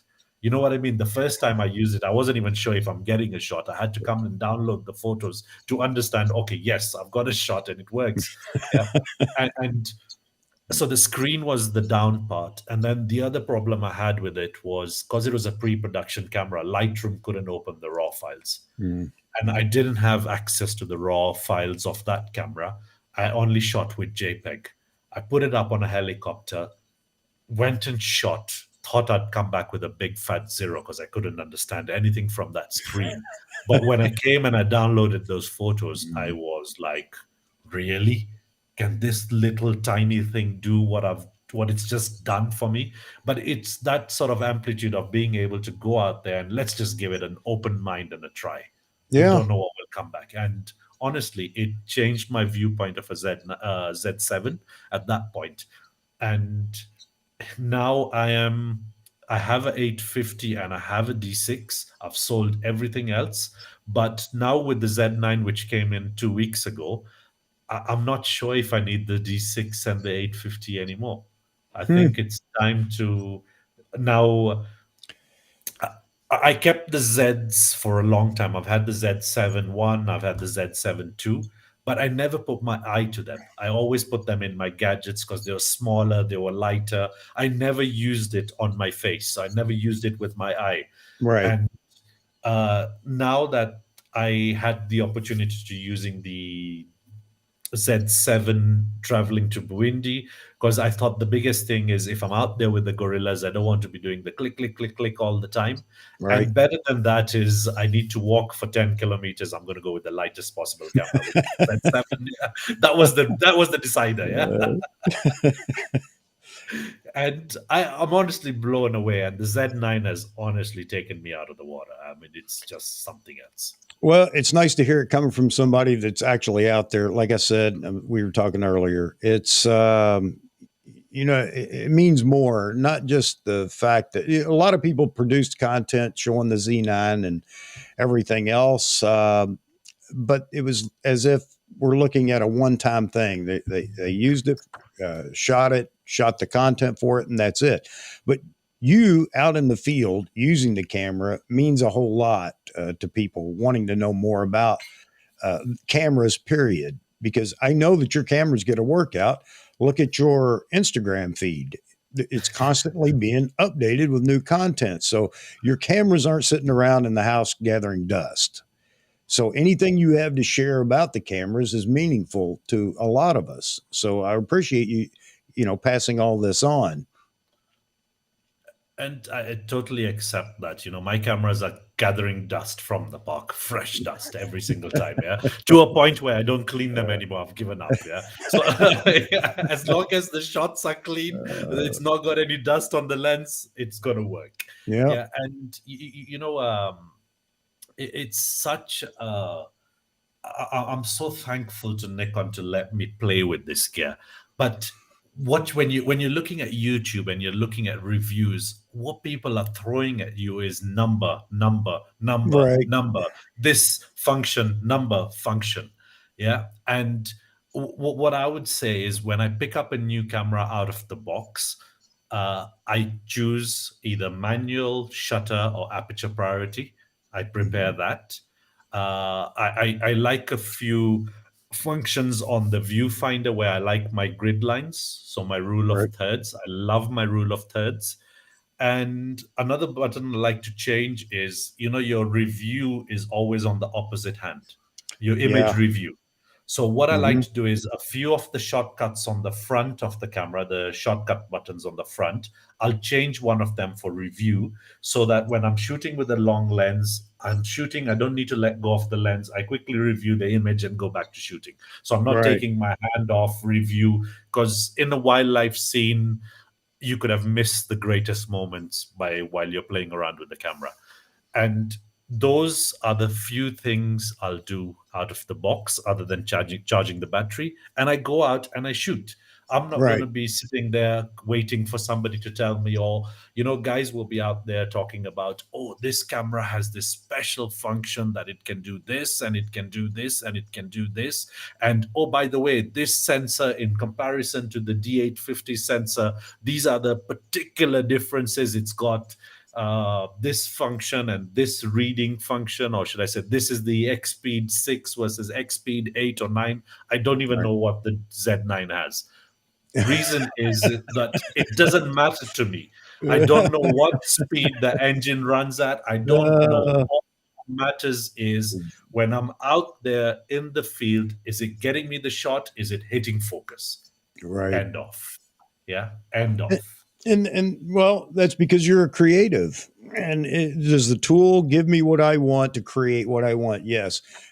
Enough said. I don't need to know how many CCs it is, and whether it has reverse polarity. And I'm just being sarcastic here. I I know agree it with does you. what I want, and that's it. Yes. So that's great. And you know what? That by feeling that way, it doesn't steal your creativity worrying about tech and am I using it correctly or whatever. I don't know. And you know what? Those sort of things will come. Some functions in my D5 and the image review function. Hmm. I only learned that about 2 years ago. I didn't realize that I could put a shortcut to it. So I've been using a camera for God knows 10 years and then realized, oh my God. And all I did was Nikon do these constant workshops here. Some of them are very novice, but they do for an intermediate level or a pro level workshop, come and attend. And you know what? I know I'm a wildlife photographer, but I'll go and attend a product photography workshop and I'll attend a wedding photography workshop. Not for the function that I want to move into weddings and I want to move into product, but the guy there who's teaching will have some small thing that could Right. change the way you shoot wildlife. You Yeah. know what I mean? Just a little tip. Here's the biggest tip was, oh, here's the shortcut button. I, Yeah. yeah. I don't think we as photographers share enough of those tips with each other often. We're more caught up again and just, looking at the image and talking the pixel peeping and you know, Yeah. rather I than saying, you know totally what, I do. love it. How did you get it? What tip, Yes. you know? Yeah. Rather than, like, Coach, how did you, really famous shot I've got, I'll share that with you. It went crazy for all sorts of reasons on my social media. And when you see the shot, it'll make sense. I'm looking for the shot on my Insta and I'll share the page as soon as I can find the shot. Oh, here we go. I've found it. Okay, and I'm just going to do a screen share. There we Okay. go. Oh yeah, I see it already. Yeah. How do you get a rhino at full speed, all feet off the ground? You know what the most craziest part of this is? I was taking a pro wedding photographer to shoot with me. He wanted to get into wildlife, and I was like, "Yeah, sure." And he goes, "Gucci, any chance you could take me into the park just to get my understanding on wildlife?" And I was like, "Yeah, why not? Welcome." And we followed. There were two kids and two adults, and the kids were fighting each other, and the two adults were fighting each other, and they would battle for 30 seconds, then eat grass for 2 minutes, then battle for 30 seconds, then eat grass for 5 minutes, then battle again for 5 seconds, then eat grass for 20 for another 5 6 minutes. Yeah. And then what happened is the bush that's behind the rhino, they went to the back of it. So I was like, I think they're going to come out again because they're constantly moving in this eating and battling format. They're moving so often. So I just told the guy, let's just chill here. I think they'll come out again. And 1 minute went to 10 minutes, went to 20 minutes, and we're like, okay, let's just go towards them. Yeah, we're missing so much action. Let's go and get the action as they're fighting behind the bush. As I started the car and started driving towards them, guess what? One of them comes round the back, and I see it coming behind the bush. And I was like, okay, the rhino's coming.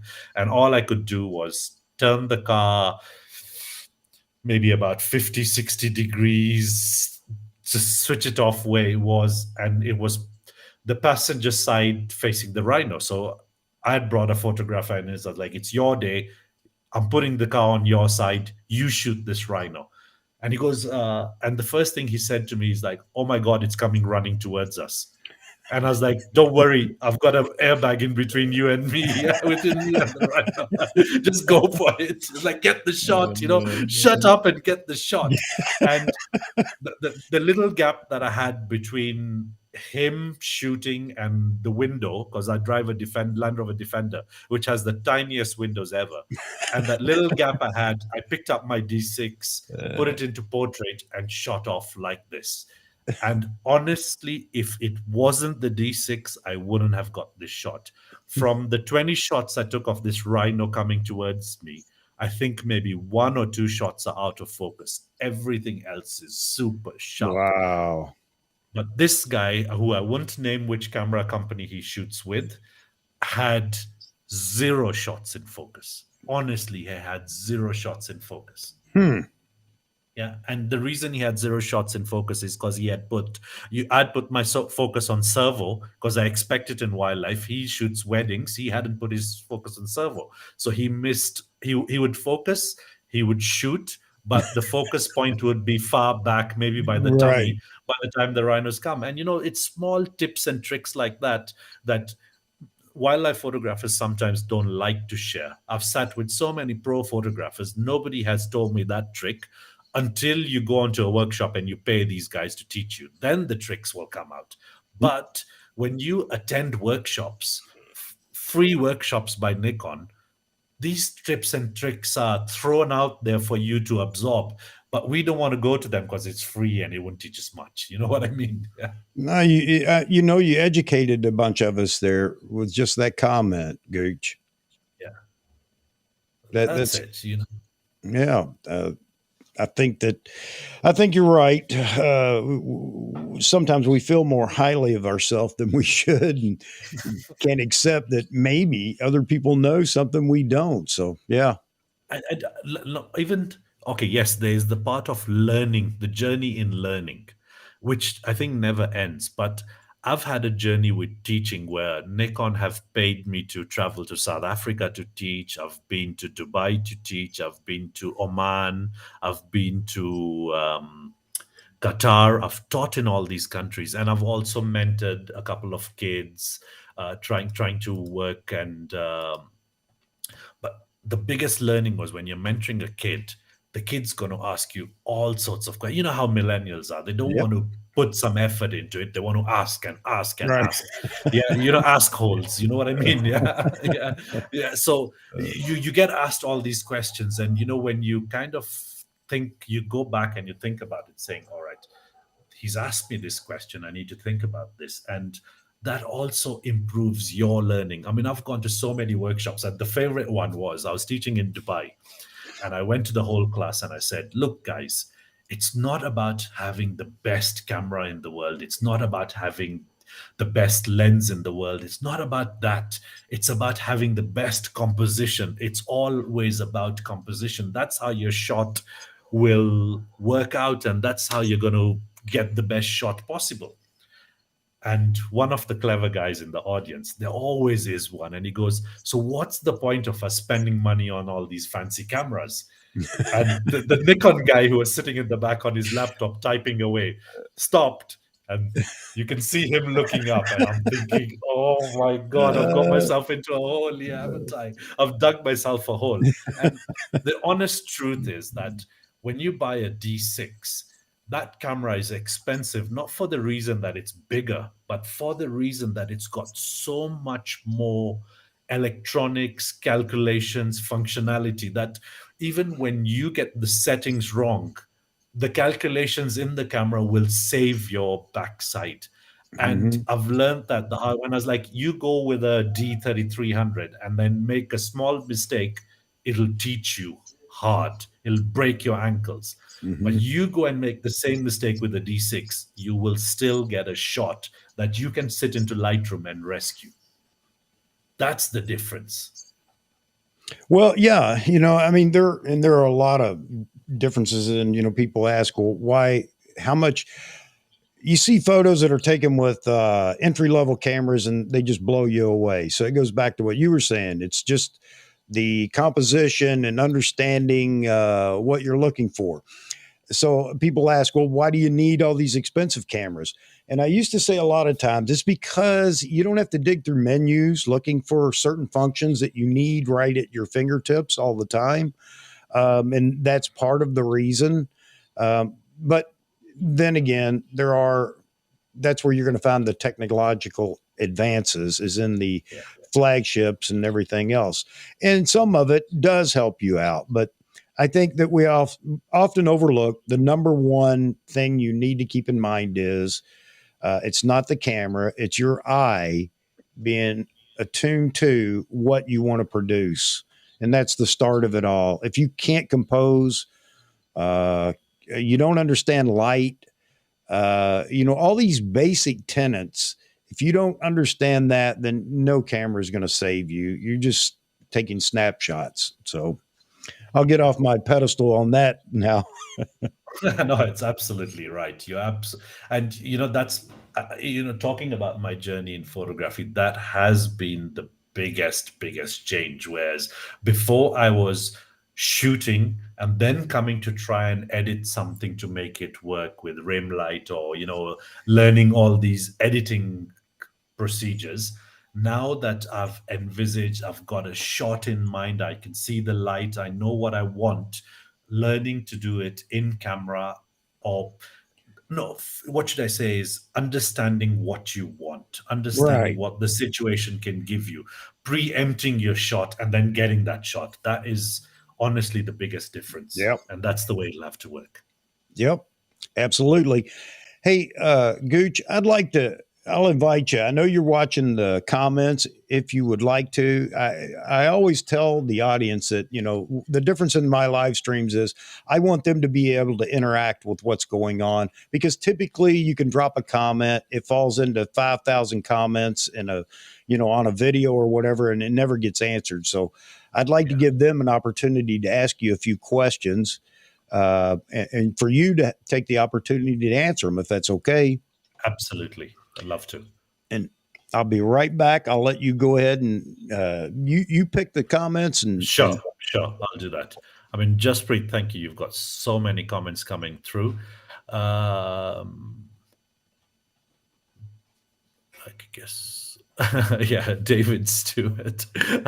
I can take 200 frames in in 2 hours with my D850. If you're going to go on the Z9, in 2 hours you'll be at 3,000, 4,000 easy. Yeah, that's the situation that's happened to me.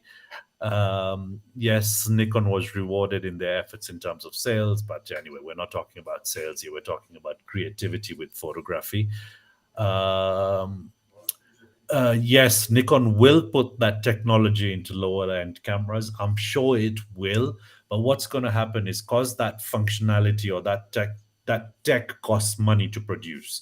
So that tech will need to earn money. And then as the tech becomes easier to build and work on, it'll surely find its way into lower body or lower priced cameras. Yeah. If you look at it, I mean, the old D3s versus the D6 now, it's such a mega change.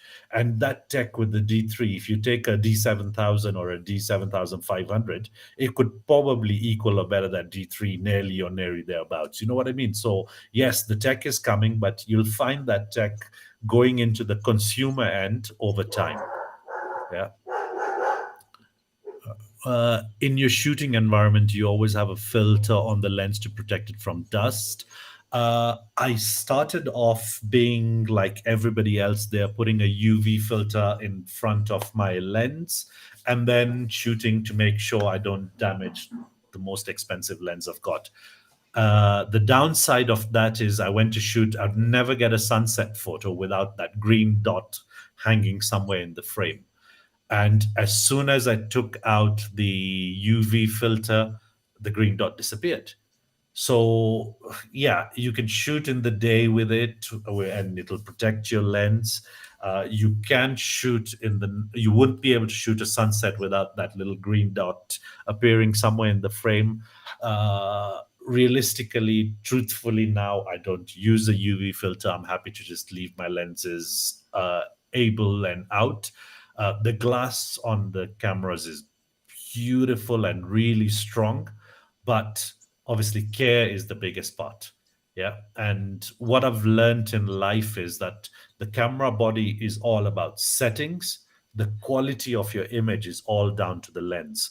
If you go and buy another brand lens which starts at 6.3 versus a f4 on a Nikon lens, honestly, even I've tried other brand f4s versus the Nikon f4, honestly, Nikon's lens is designed to work on that body. I'd stick to the manufacturer lens because it's designed to work with that body. And they've sat and done tests with it and worked with it. I'm sure the other lens manufacturers have too. What's amazing about them is the budget is what you can pick up that lens versus what you can pick up your same focal on a Nikon lens. But honestly, the quality is too different apart. And that's what's going to build your photos. I've seen people with pro high end, or should I say top of the end camera bodies, and then they've gone and cut money on lenses and bought cheaper other brand lenses, and they never got the shots that they were looking for. And then you go and stick on even a low end Nikon lens, and suddenly they're getting great shots. So please be very careful. Yeah. So again, back to where we started, rather me going round and around about, I don't use UV filters. I've tried using a couple of polarizers, but not for wildlife, maybe landscape photography, because always remember with wildlife, everything changes in an instant. A lion could be sleeping. Here you are playing with settings, and the next thing, the lion's got up and ran. So with wildlife photography, you have to think on your feet and you have to be on your feet at all times and prepared. I've missed a lot of shots, I know. Yeah. Going through roll cage. Yes, the lens is pretty strong. The weakest point always is, sorry, Jaspreet, you're talking about the cage. We're talking about the camera body, which is strong, and you're talking about what about the lens? The lens itself is really robust and strong. The weakest point is obviously the mount. And if you put a lot of force, that's probably the first place that will get broken. But when I make my devices, I make sure that the lens and the camera body are fitted in such a way that the lens is also protected, so there's no leverage on the camera body. Yeah, I definitely don't want to be losing a lot of money, and my insurance company won't be too happy with me. Yeah. Yeah, David Stewart, yes, learning and teaching. Honestly, students ask you some silly or some really interesting questions, and it honestly helps in learning. Yeah. Yeah, absolutely. And I think David's talking about your channel. And honestly, Chuck, amazing stuff. Thank you for letting me be on here today and talk about it. People are naming other camera brands. We won't talk about that. Yeah, we're all Nikon people here. Yeah. Yeah. He feels bad. Jeffrey feels bad for thousands of people not enjoying this right now. Thank you, Jeffrey. The good news is I think it'll be available on YouTube so everybody can watch it. Please feel free to share with everybody. Thank you Yes. so much. Yeah.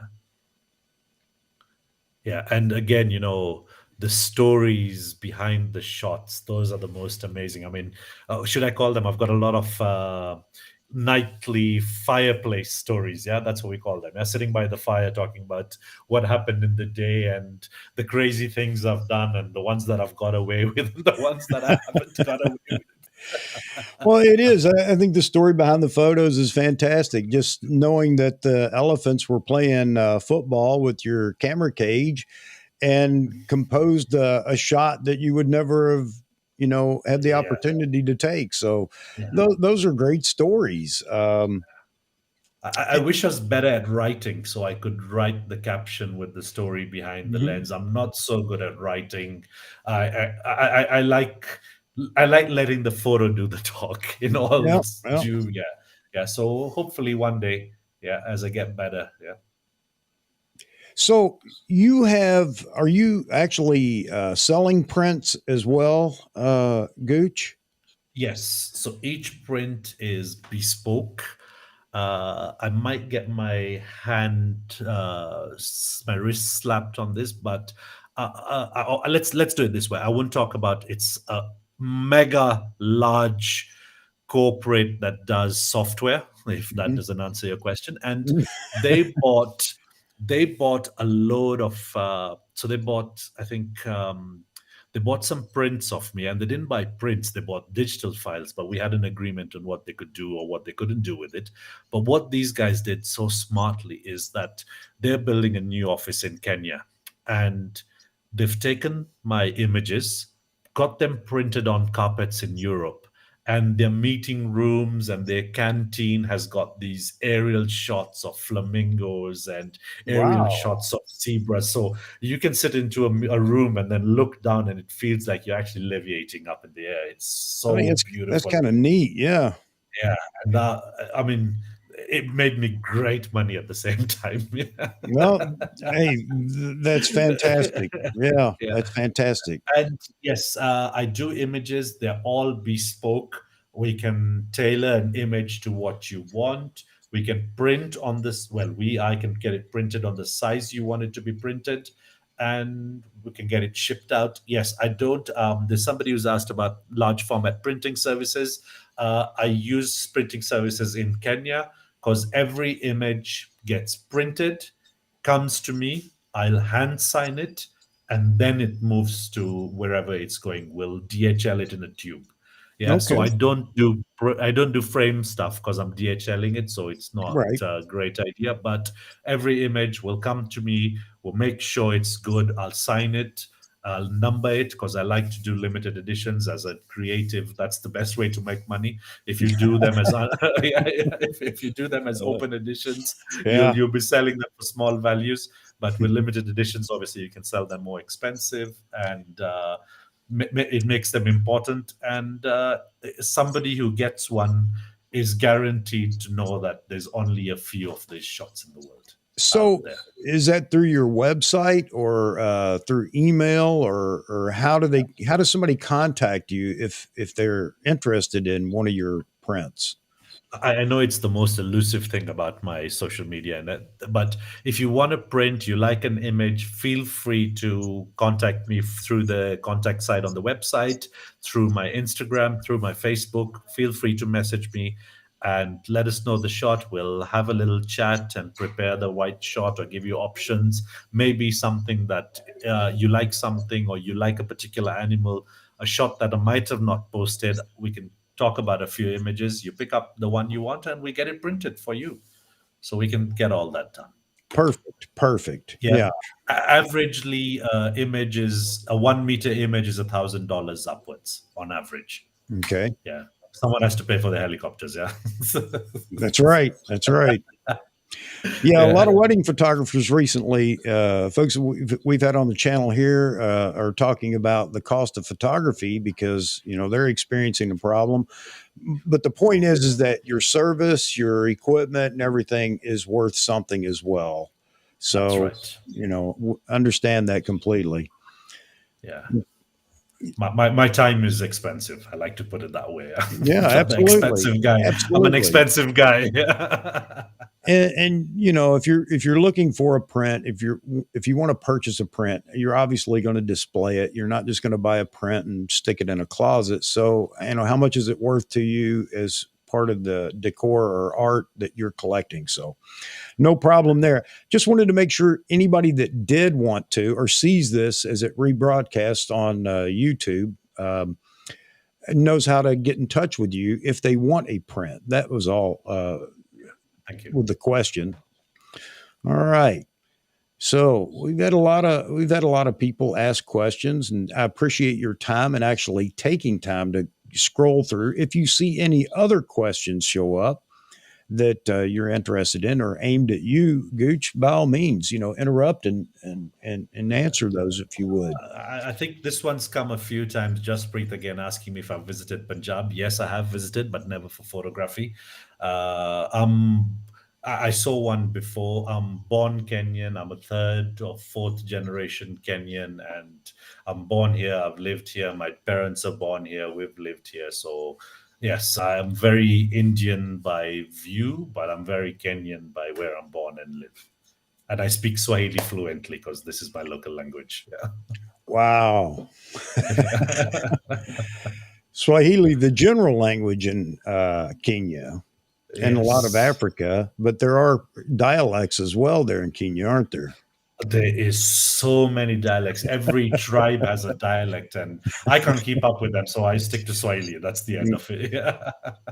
Yeah, so I was over there. I was with the military, and like I said, I've been over 3 times. I've enjoyed every trip. The Kenyans by nature are very friendly, welcoming people. Loved it.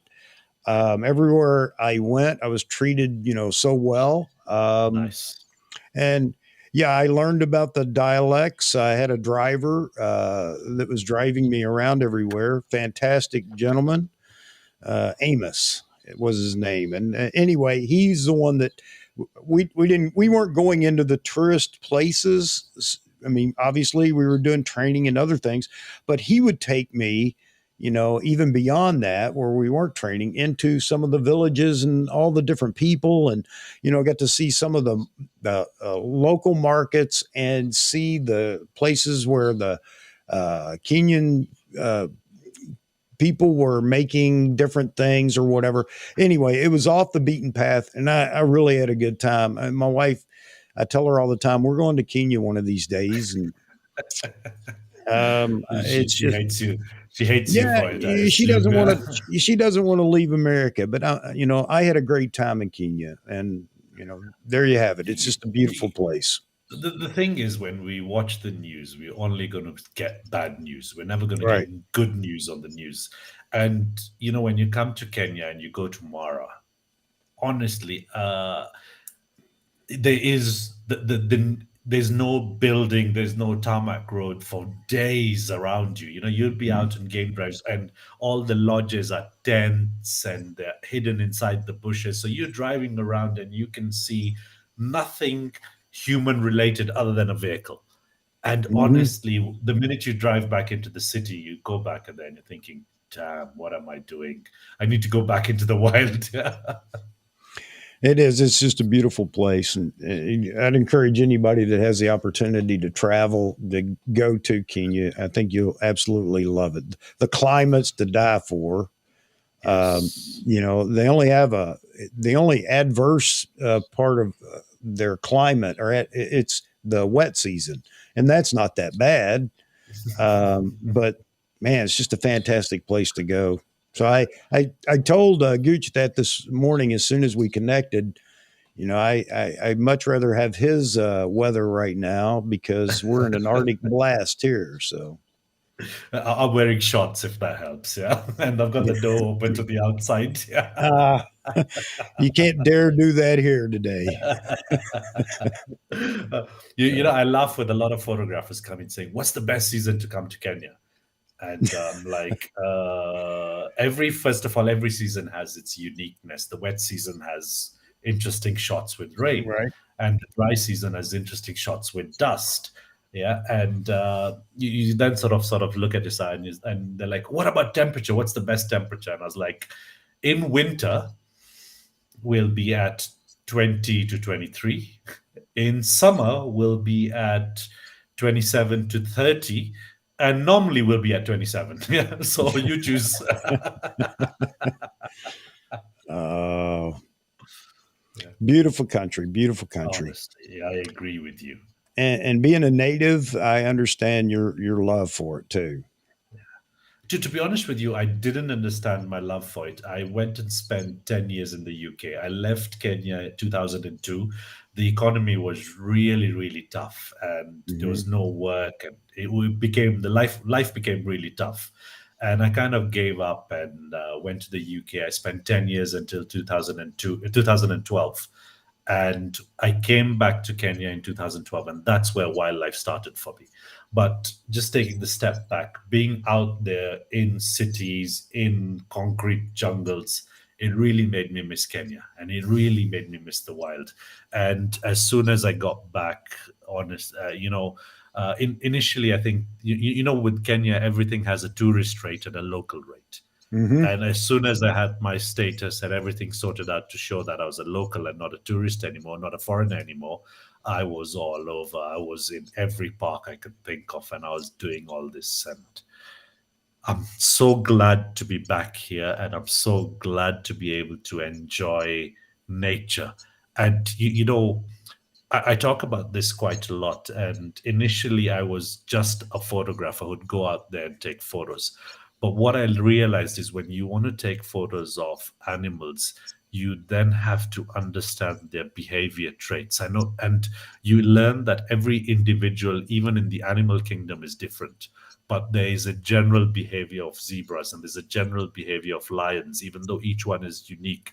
And the biggest part in getting great shots is that foresight. If you can work out what a lion is going to do next, if you can work out what a leopard is going to do next, honestly, it'll change your photography because not only are you able to pre understand your camera better, you're also able to understand what your subject is going to do next. Wedding photographers, you tell people to smile and you know that the girl's going to walk up to the altar or something's going to happen and you're prepared for it. Imagine that foresight in wildlife. You know that a zebra is going to come and scrub in the dust up, or the zebra is coming to scrub in the dust. Where is it going? This looks like the right spot. Understanding the biggest thing I learned, especially with the monopod pointing out, as soon as I'd come up to animals and take the monopod out, they'd all just run away. How do you get shots when animals are running away? Then I realized you take the monopod out before and you hang around that area for about half an hour. Because now, rather than you being an outsider, you've become just that thing that's been there all the time. And we realized that elephants, rather than being scared of me, would come up so close that at points they nearly touch the vehicle. You know what I mean? They'd get so comfortable, they'd get used to the clicking because they just understand it's some clicking. He's busy with his life, ignore him. You know what I mean? And they just be natural around you. Yeah. And if you go up with the camera pointed on the ground and you drive up to some elephants and you start clicking straight away, the first thing they'll do is walk away from you. I know they're big creatures, but they walk away. Everything will just walk away from you. So just that factor of understanding animal behavior. And my favorite parts of the park these days are, if I'm going to find a predator, I'd love to find it on my own, where I can see the behavior of the animals around. There's something not right. Why are they nervous? What's going on? And then you try and find what they're nervous about, and boom, there comes a lion. That's a score for me. Oh, I see some lion footprints, and I follow the lion footprints into a direction, and boom, here's a lion. those are the sightings. Even though I don't get great shots, I get great fulfillment. And when that marries up to a great shot, and I can come home, look at it in Lightroom, and produce a great image, an artistic image that I put up on Instagram. For me, that whole process is the love of this. Yeah. Yeah. A couple of comments, Jaspreet and most, and also Photo Me Ike, I think sum up a significant piece here. I just wanted to add to that. If you're ever going somewhere and you think, well, I don't need a guide, I don't need a safari guide, or I don't, whatever, you're absolutely wrong. And it comes back to what you were saying, Gooch, is we don't understand. It's time spent with the animals to understand what their habits are, what they're going to do, to be predictable.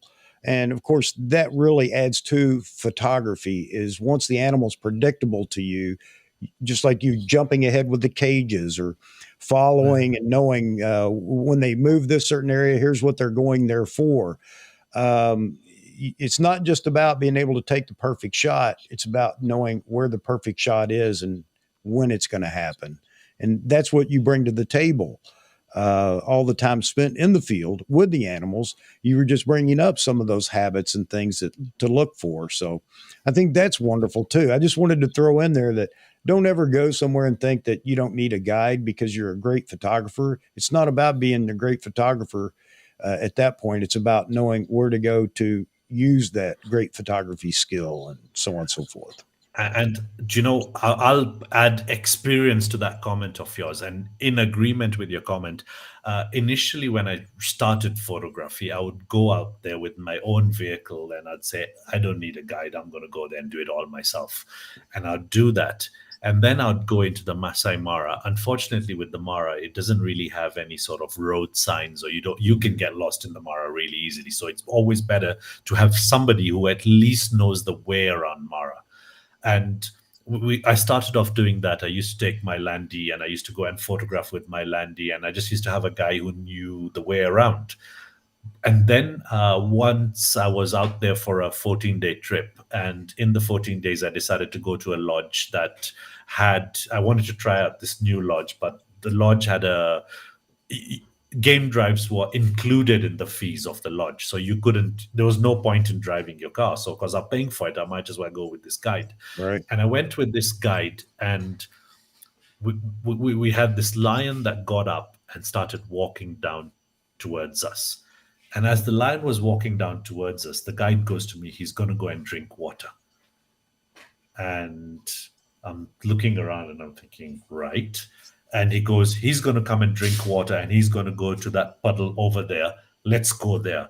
And I looked at that and I'm thinking, I know better. So that puddle on the left-hand side is the nearest one to his line. So I think he's going to go and drink there. And I said, I think that one, but today you're the guide. So let's see what you do. Mm-hmm. And he went and parked the car at the puddle. He thought the lion was going to drink water. And guess what? The lion comes and drinks water at the puddle he said he would.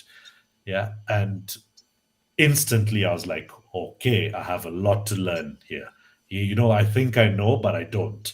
And then the same guy, we're out photographing elephants. And he goes, Gooch, get your low-end camera, get your low-level monopod ready, because this elephant's going to come and eat this bush, this little twig right here. I'm going to set up the car for this twig, and the elephant's going to come here. So I looked at him already shaken by what he did with the lion. I went with him, I prepared the camera, and exactly as he said happened, the elephant came to that very bush and ate it. And, a couple of my crazy rhino shots were down to a guide where he said, Gooch, let's go and place this camera up ahead. I know this rhino is going to come to that location. And we went and placed it. And guess what? The rhino comes to that location. So these things shook me. As much as I thought I knew wildlife, I didn't. And these guys are the consequence that I'm now moving into. I need to understand nature in more detail. Mm-hmm. Yeah. So how many shots would you have missed without that knowledge, whether it's you knowing it or a guide being able to give you that knowledge? How many opportunities do you miss without that knowledge, I guess is what I'm saying. Yeah, I believe that the reason you're seeing good shots is because of that knowledge. So I don't know what I've missed, but all I can say is I can see a lion coming. I can foresee the ground in front. I can plan my shot. Oh, here's a lion coming. Oh, look at that. We've got a little bit of a mound. Lions, cheetahs love to climb the mound to get a viewpoint of the area around them. So you go and find low ground and prepare so you can get a shot of this lion on a mound with the most Mm-hmm. amazing sky at the back. And a story to be told is one day I was out shooting. Because my office is so close to Nairobi National Park, a thunderstorm was rolling in the afternoon. So, here I am now itching, saying, guys, I've got a meeting that I need to go to, so I need to leave the office. Yeah. Yeah. And normally, what we do is when we close, I'd lock up and then leave. So this day, I was like, guys, you're locking up for me. I'm gone. And 4:30, I was out of the door, and I went to one of my favorite places in the park where they've dug a dam. And what happens is the dam has some walls that are quite high up, and animals come and use that as a viewpoint. So I was like, this is the most amazing sky. I'm going to go and find an animal on the dam, and I'm going to get this sky with this sort of drama rolling in. And I go up to the dam. As I'm driving along, I can see not a single animal at the dam from the distance. And I'm thinking to myself, saying, oh my God, here we go. Amazing sky, nothing. And as I drive up to the dam and I say, okay, let me just get up to it. And I get up to the dam. And the reason there's no animal is because there's a lion sitting there. And obviously no herbivore wants to be in that area. Yeah. And again, I don't know what I was thinking. I got out to the 200, 400. I shot this lion sitting on the mount with a dark blue sky, but it's this, like my face, it's just this. And I'm looking at the shot and I'm looking down at it and I'm looking at the sky and I'm saying, there's something missing. And I shoot at 200 millimeter because I had a 200, 400, and I was like, okay, still not good enough. But while I took the camera down, the lion looked at my face and said, okay, I'm not sticking around here, because as long as I was behind the camera, he didn't care. But as soon as he saw my face, he cared. He walks off, but he walks off on the damn wall.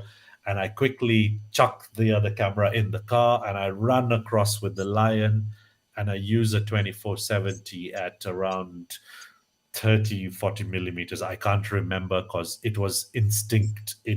The camera was set to shooting at f2.8. I had no clue, and I just shot. And I've got this amazing shot with a sky back. And I don't know where the shot is even on my social media. It should be so far back that I would maybe I'll try and find it while I'm talking about it. But that was for me one of those shots that said, Gooch, this is time, and this is now very clear that you need to put away this 200, 400, and you need to start working with this 2470 more. And those were the questions, or those were the things that got answered with scenes like that. Yeah, and I'm seeing if I can still find the shot because it should be so old. Take your time. Take your time. Yeah. Yes, I found it. So this was a shot, or this was probably one of the shots. Posted it in 2017. Okay. I'm going to keep, and this was the shot that actually changed the whole thing for me. There we go. You should be able to. There. Oh yeah. Yeah.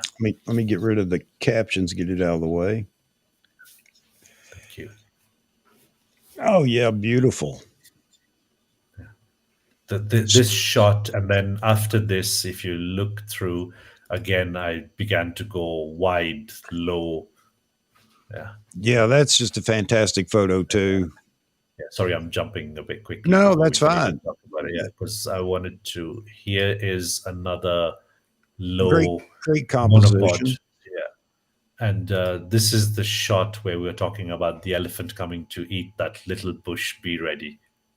Oh wow, love the dramatic sky in the back too.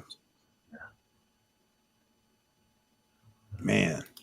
Yeah, and obviously the situation when you can't find an animal, then at least a tree will do in the Mara. So there you go, landscape. And somebody Yeah, had said earlier, it's great when animals actually show up for these wonderful landscape photos too. yeah, agreed. And let's go more wide angle stuff. I had something here. Yes, here we go. This has a this shot has a great story, or it has a great memory with me, because I went to this really fancy place. It's called Aldonio Lodge, and the place has this amazing elephant with this massive tusks that nearly touch the ground. One of these super tuskers. Yeah, Hmm. and we were just out there having fun. And what I realized when I was there, the landscape was so beautiful. And every morning, the giraffes would leave the forest and go to a salt lick uh, to lick the salt, and then Hmm. every evening they'd come back to the forest and spend the night in the forest. So I was there for 4 days, and the first 3 days was spent trying to capture these guys. And on the last evening, I went to the guide and I was like, look, every time we bring the car closer, they seem to just walk away from the car. It's like they're not happy with the car. And there was grass there around maybe a foot and a half, 2 feet tall. And I wore this sort of green jacket that kind of blended into the grass. I put my hoodie on because my turban's really not really hidden. It's so bright and white. Hmm. And I just lied down in the grass and I told the driver, look, just go away and don't be nearby. Yeah, because I just go away, just drive off. And to my surprise, the driver went somewhere far behind and started getting some other giraffes from the forest to try and bring them this way. And I was like, just leave it. He called me, I think I'm going to get some giraffes coming to you. I was like, don't bring them. I've got these giraffes coming across. Leave me with them. Just chill where you are.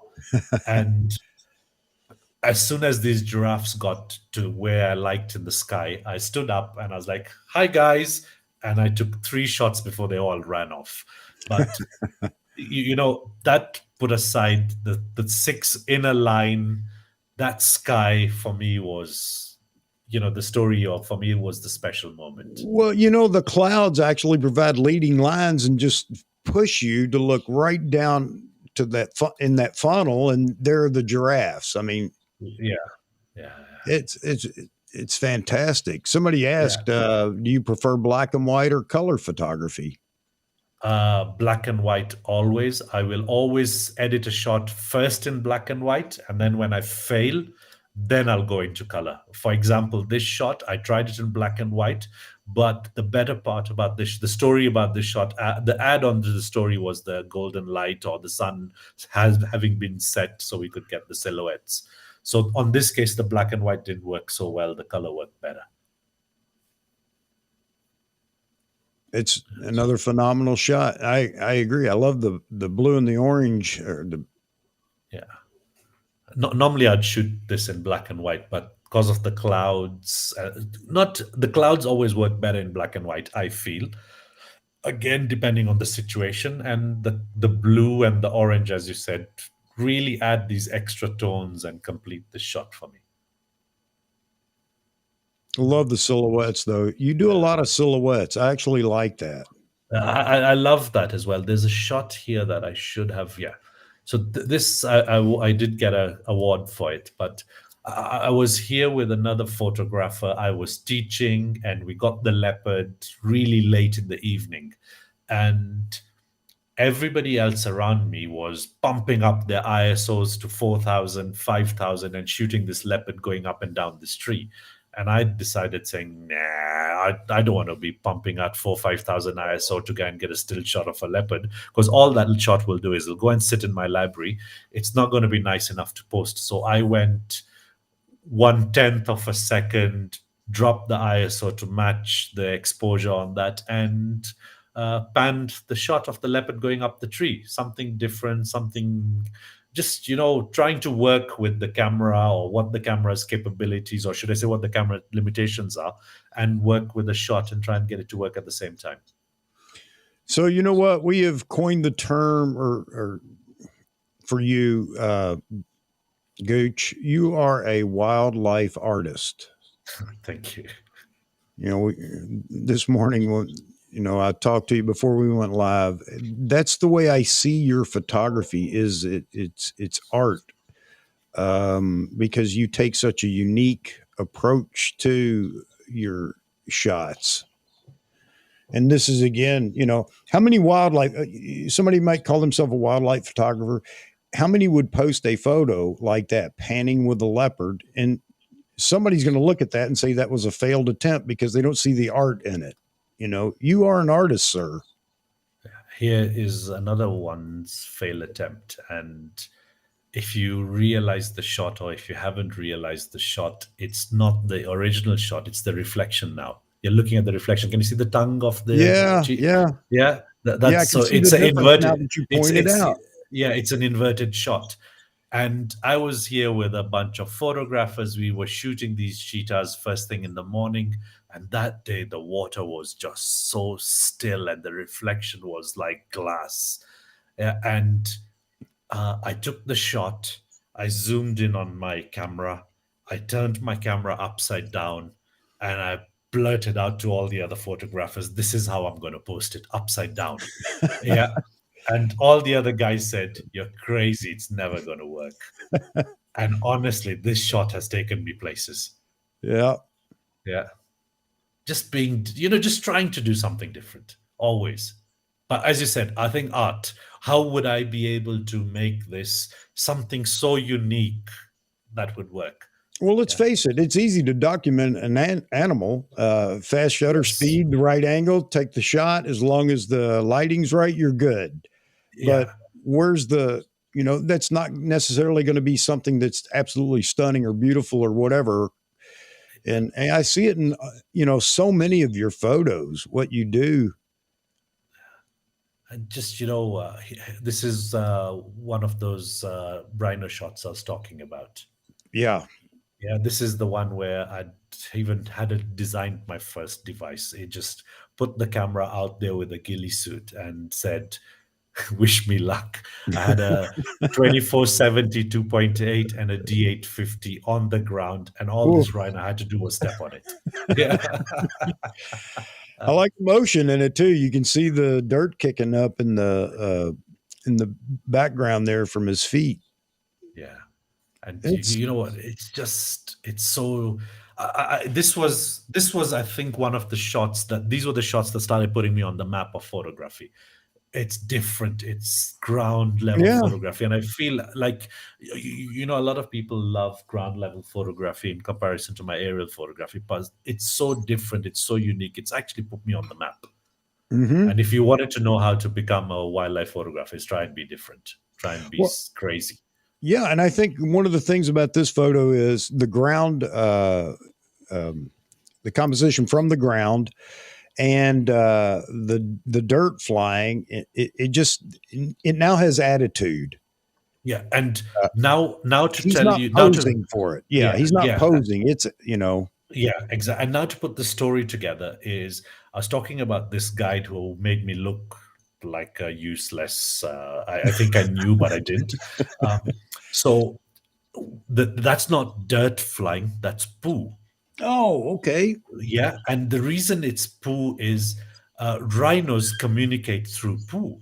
And you see, this is where the science comes in. So what happens is when what rhinos do is they always go and poo in public toilets. They call them public toilets. They go and poo in spots. They just don't poo anywhere they feel like. So they'll go and do it in spots because what will happen is the females and everybody will come and all the rhinos will come and poo in the same place. The rhino can go there and smell the poo and identify female A is now on heat. So I need to go and look for female A, or female C is now on heat. I need to go Okay. and look for female C. So the rhinos communicate through smell and they go smelling around each other's poo. I know, interesting. Yeah, it sounds fun, but that's what they Uh, do. yeah. And that's what gives you, and that information that I didn't know, the guide gave to me and said, Gooch, let's go and put the camera there because I know he is going to go there. And Okay. here we Yeah. go. Yeah. So heads up, or thanks to my guide, I still use him quite a lot. And this is a shot thanks to him. Yeah. That's fantastic. Yeah. And just putting the story together. Oh, here we go, another 24 to 70. It's yeah. Again, it's spectacular. These are the I don't know, the art prints. Yeah, Yeah, everybody's going to have the face or something fill in the frame, and yeah, I don't dislike those. I think they're fantastic as well. But it's not often you get somebody that's yeah. shooting all these silhouettes, and yeah, beautiful. Again, face shot, it's straight up. It could have been in Yeah. color, it could have been in black and white. Yeah, but I've done those. I still do those. I still enjoy those. But the stories are told with light and animals and landscapes. That's what I feel tell the stories. So, this is the equivalent of I was shooting motocross, and there are typical shots everybody gets, same, and not that they're bad shots; they're beautiful in their own way, but it's the same thing over and over. It's almost like there's a limited number of compositions that anybody takes. So I was looking for something different. I wanted to be, different than all the other shots. And I started experimenting just like you. And I would take shots that would be just the tires on the bike Oh in the wow. dirt. And, I thought, well, I liked it. And so that was good enough for me. But I thought, I don't know how many people are going to like it because they want the flamboyant, the face of the rider and, all the bike up in the air, flipped sideways. And again, those are fantastic shots. But I tried something different in capturing the fans. So what I'm saying is, it actually, I had a lot of people that liked that because it showed what nobody else has showed before. So I equated to where you went to the ground level and your wide angles. It's different. Um, Exactly. and Uh, I don't you mean to know, be rambling. Yeah, and you want to be different. You want to capture movement. Having everything frozen on a wide angle or on a bike thing, it's not obviously what everybody's looking for. But again, there's some images that you could do static. There's some images you want to bring in some movement. I mean, some images always have stories to be told, wide angles, Mount Kilimanjaro with the snow, couple of flamingos moving across. You know what I mean? It's everything has a story, and Yeah. everything I think me as the photographer, I feel that the story needs to be told in a visual way rather than trying to give you a full backstory, typing away for 20 minutes. Oh, one day I woke up in the morning and I went here and I did this and I did that. You know what I mean? But Hmm.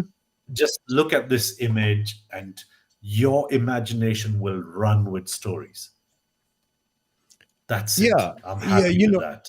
So for me, when you say the image speaks for itself, and I agree, but the way images speak to me is I just like it. It's interesting or whatever.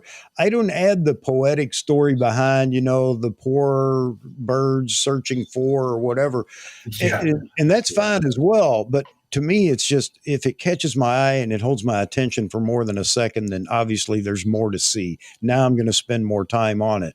And here's yet another. Again, attitude in the photo from a perspective you're not usually seeing from wildlife photographers in, Africa. So that's what caught my eye, Gooch, with you. Seeing you in that interview with Gary Go, I had to go find out who is this guy because I love what I'm seeing. And I'm a Yeah. bit weird. So, I'm always going to chase something that's different. And Yeah. I Nice. just fell in love with your photography. So, oh man, I I know couldn't we can believe. go on. Hey, here you go. Uh, Here you go. I got to tell this story. yeah. I found you on Instagram, which I don't know why I didn't have you on know you on Instagram before. Anyway, I think I commented on a photo, or not commented. I think I just liked a photo, and I thought that was wonderful. Yeah, I found Gucci's. Here he is. I get to see all his new content. And then you actually liked a few of my photos, and I'm thinking, why would he like my photos? Why? That doesn't make sense. But anyway, I said, you know what? I'm going to go out on a limb here. I'm going to do a cold call. I'm going to invite him to my live stream. Never thinking, sir, you would accept. But I am so happy that you did. And I hope everybody that is seeing this today and will see it after it's posted on YouTube, I hope they feel the same way. They had a chance to actually uh, learn more about you, which adds so much more to your photography. Does that make sense? It does to me. Knowing who you are and how you go about it really adds to the photos that I see of yours. So thank you for giving us that chance to meet you. No. Thank you. And I'd like to add one more thing. And thank you so much for, I always, whoever follows me, I always go and look at their work. And if their work is inspiring to me, I will definitely follow. And, we all, you start getting good at something and it starts moving from slowly by slowly it gets into your head and it gets into your Mm-hmm. head and it gets into your head. And yes, I have been at that stage of life where suddenly I became a good photographer and it gets into my head that, oh my God, I'm the best. You know what I mean? And because what happens is social media is got its positives, but social media also has its negatives because suddenly Yes. you get so many people messaging you saying, wow, wow, oh my God, wow, oh my God. Mm-hmm. So then what started happening is I formed this group of wowers around me. And I would share photos with one wower and a second one and a third one, and they'd all come back to me and saying, oh my God, this new shot is just crazy. It's amazing. And then I'd post it on social media and it'll be falling flat on its face.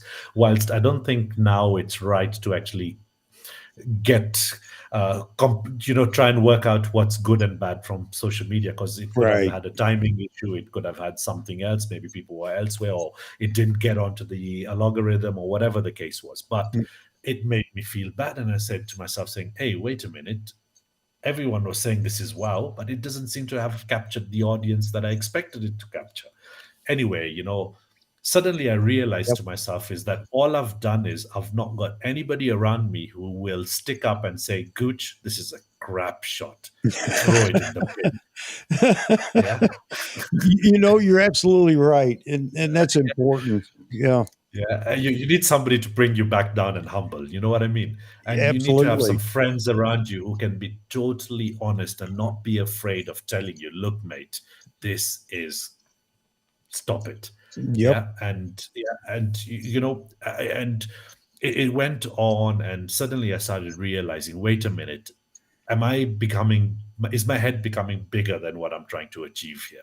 And it was all about, I must have so many followers, I must have so many likes. And then I Mhm. took a step back in my life and said, wait, is this what I'm really looking for in life, or what am I looking for in life? And I said, the reason I do photography is not because of followers, it's because of art. Yes. This is what I enjoy. My fulfillment is not the amount of people liking it. Or, yes, it has a factor that, oh my God, my shot is appreciated by so many. But the truth is that if I don't have the shot, I won't have the followers. So it goes hand in hand. So I said, all right, look, it's time to concentrate on getting shots. It's time to concentrate on working or improving those shots. And before I never used to, but now I don't even I switch off the like counter. Yeah. Even though we in Kenya, I know in many countries it's switched off. You can't see the number of likes on people's photographs. But in Kenya, it's still available. I've switched it off because I don't want my shot to be famous for the fact that, oh my God, check that guy's shot. So many people have liked it. No, I Yeah. want it to be famous because of the fact that, oh my God, look at that shot. Isn't that an amazing piece of art? Yeah, I agree with you 100%. I think you just it made a huge statement there, and you're absolutely right. We got to stop and look at ourselves and think about, is it for the likes, or and the other thing is, will that influence me in what I'm going to shoot next, or instead of me shooting what I want. Yeah. I my wife is my biggest critic. She'll let me know in a heartbeat. I can't believe you don't put that out. You know, she'll tell me in a heartbeat. And I really appreciate that from her. Although at times I'm thinking, is there anything I shoot that you like? No, she's actually wonderful. But we get caught up because we do have friends, family, and a lot of photographers early on get caught up in that. Your friends and family, they love you. They're going to say everything's wonderful. But you know what? Exactly. You can't go by that. Uh, Exactly. and that's the same thing with the light counter and everything else. So wonderful statement, Gooch. And you've made a few in this live stream, and I'm going to go back and rewatch it myself. And I'm going to quote you because you've said some pretty phenomenal things about photography in general. So Yeah. I appreciate that. Yeah. And the biggest one for me is photography is an art. Understanding the camera is the craft, not the photography. Yep. What you see, what your eye, this is, I had an interview recently. It's not been aired yet, but there's a statement I made in that, he asked a question in respect of how do you envisage the shot? And I said, sometimes it's not here, it's here. It comes from the Mhm. heart. It's what feels right. It's not what looks right. It's what feels right. And when you start getting that feeling, I assume that I hope when you look at the photo, it appeals to feeling rather than Yeah. visual. Yeah. So let me ask you this as a creative, because my wife asks me this all the time, and I tell her, I know I can see the photo. I visualize it and see it before it's created. That's how I know and I don't always achieve what I see in my mind or my heart in the photo, but I can see the finished product before I even begin the process. And that just stumps her. She doesn't understand that. How do you know? How do you know it's not right, or why don't you like it? Because it's not what I see in my mind. Um, and I think you see it the same way. That's the creative side to photography. Is I know what I want before I even grab the camera. Now the next question is, can I achieve it? I and agree with you. and I will be It's honest. always, Yeah, I'll be I honest. look at sorry, go on. No, no, Sorry. go ahead, go ahead. No, what I always say is that I look at an image and I'll say I don't feel it rather than I don't see it. I don't feel it. No, And when you feel the image, it clicks. no, Sorry, but I no, was interrupting you. My apologies. it Yeah. shows up in your creativity. It does, and that's the reason I brought it up to see if you feel the same way. Do you know what you want? And even the story about the lion on the dam with a storm in the background, you knew that wasn't what you wanted, even when you began. But you took what was available, and I'm going to work with this. But you had already visualized before you left work what you were going to get as far as a Yeah. shot. And again, it goes back to I don't always accomplish what I visualize, but I know before I even begin what I'm striving for. So, There's so much happening up here that yeah, hasn't got into the catalog yet, and it's coming. Yeah, it's coming. But the thing with wildlife photography is you can't have an image of what you want and then go and achieve it straight away. You need to wait for the moment that the animal that you want to plan, or the first of all, you have to wait for the weather to play the part, you have to wait for the light to play the part, and you have to wait for the animal to play the part, and yeah. not forgetting that you have to be in the right place at the right time as well. So am I lucky? No, I'm just there so much that the luck comes by itself. Yeah, I watched a video, and I would invite you to check out his YouTube channel, Gooch. Not that you have to, but his YouTube channel is Bayou Josh, Yeah. and he was just in another interview. He's a bird photographer. I mean, does wildlife when it presents itself as well, but and everything that you talk about and being able to find the shot, capture the shot that you want comes in knowing the animals and what they do historically or whatever. And he talks about bird photography, and it's the same way. But he has some beautiful bird shots, And he's another one of those photographers that practices everything you talk about as well. And he is more on the creative side, some bird photographers, because he actually does video as well. I just invite you to go check out his channel, Bayou Josh. I think you would enjoy it, and there's a similarity here, I guess, is what I'm trying to get at, and I want to invite you to share in that as well if you like. But thank you. I'll definitely go and check it out. Do we have any other questions? I've seen some comments, and thank you all so much for the positive comments on the live stream. I hope you're enjoying it as much as I am.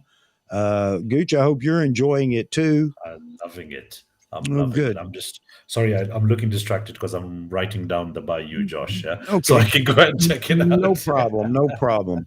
So yeah, I didn't get a chance to talk to you much or chat with you much about the channel's pretty much free flow. The guest is the most important part of the channel here. When I have a guest, and I want everybody to have a chance to interact with you. I talked about that earlier, and you have been a phenomenal guest. I really appreciate Thanks that. so much. I hope you don't think, beautiful host. Yeah, thank you. I hope you don't think that we pushed you into a corner. It's never my intent. It's to let it flow, and wherever it goes, it goes. And I hope we've answered the questions of the audience as well. But I'll throw that out there one more time. Anybody has any more specific questions or just a comment, question for Gooch, drop it in the chat right now and we'll get to it. Yeah. I'm not trying to push you away, Gooch, in any shape or form. I probably have an award for marathon live streams. We did one a couple of weeks ago, 4.5 hours. Oh, wow. Wow. I've never achieved that either. Yeah. 4.5 hours. It was fun. It just got to a point where I just had to pull the plug. But I love it because everybody does interact, and we have some wonderful audience members or guests or subscribers here. There's almost never any bickering, fighting, or anything like that. So it's always going to happen. You put a couple of people together and the bickering will start sooner or later. But yes, we are definitely a chatty bunch. My family say that about it. Papa starts talking and he never stops. Oh, somebody else. Okay. Yeah, I've just enjoyed it. I just wanted to stop for a moment and just reflect on it. It's been so enjoyable. And I will tell you, I got up this morning and my wife looked at me and she said, "Oh, you have a live stream today. You don't look happy." I said, "Oh, I'm extremely happy, but I don't know where I go with this because I don't, I said, I don't want him to say, "Wow, that was the worst 10 minutes of my life," when he says I have to go. She said, "You'll be fine. You'll be fine." She has more, she has faith in you. She has faith more than me, more than I do myself. So, all right. That's because we know what's going on in here. Yeah. Before it comes out of here. Yeah. And this is one of those times she'd say, "Just shut up. You'll be okay. Just shut up. Stop talking." You said it. That's enough. Let other people talk. Oh man. Yeah, I tell you, I'm super happy that you showed up. And Gooch, I'll throw this out there, and it's in all honesty. Anytime you want to come back and just chat, if you just want to get into any of our conversations, I know you're a busy man, so I'm not saying please do this.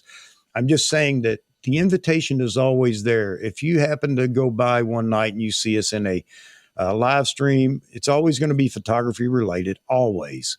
And you want to jump in, by all means, do. And I love that. Yes. Yeah, and it just relaxed, casual, rather than being a special guest. You can be just another participant in the live stream and maybe enjoy it even more. Yeah, I'd love that. I've seen a question that's caught me, and it's Ray Powell, and he's talking about photography is best when you shoot for yourself, not others. And I'm going to answer that question with a shot because I've been out photographing for others today, and I'm just throwing it out there. Ray, have a look at this. Ray it is, yeah. And here we go. If we can share it, and this is what I did for others today. Yeah. So don't worry about it, mate. It's yeah. Sometimes you do get pressure from clients. Thankfully, my lions and my zebras don't put pressure on me, but they certainly put pressure on me for the moment. Because if you miss that moment, it's never coming again. So it's a very different kind of pressure.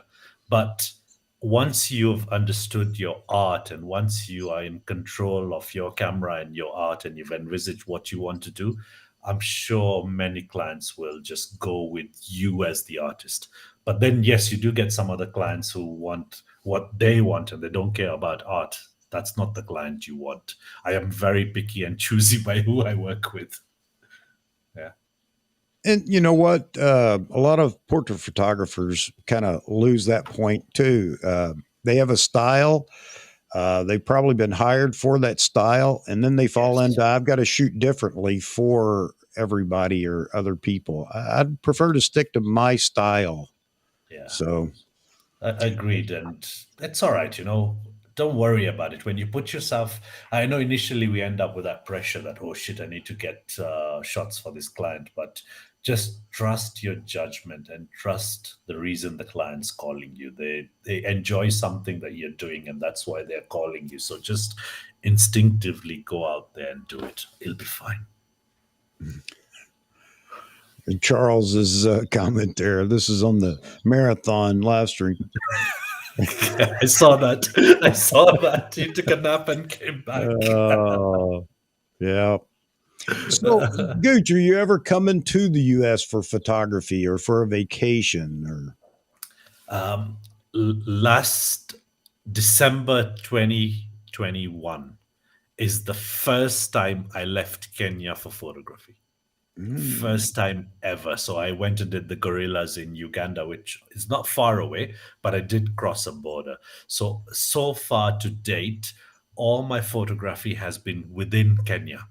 And I think I've had this discussion with other people, and I believe it's the reason that I've also moved further in my art is because when you go to new locations all the time, suddenly you've got a new subject and a new subject and a new subject in a different location. And then what happens with those kind of photographers I've noticed is suddenly they've got a trademark editing style.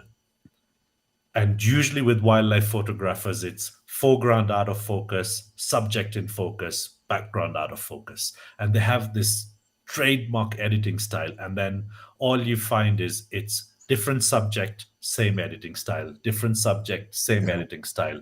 Whereas I've got the same zebras, the same lions, and the same landscape. So I have to do something different to make it different. And I right. think, or to make it interesting for myself. And I think that's also been a reason in the push in trying to get something unique and different. And you know what? Like most of us, if you keep doing the same thing every day, you get bored, and you always got to find something interesting to keep you moving.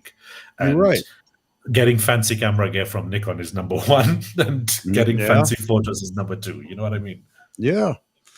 No, you're right. And that's a creative. A creative can't stand still. You get bored with it quick. It's time for something. I got to change something now to do something different and a new technique. And not all of them actually turn out well, as I'm sure you know.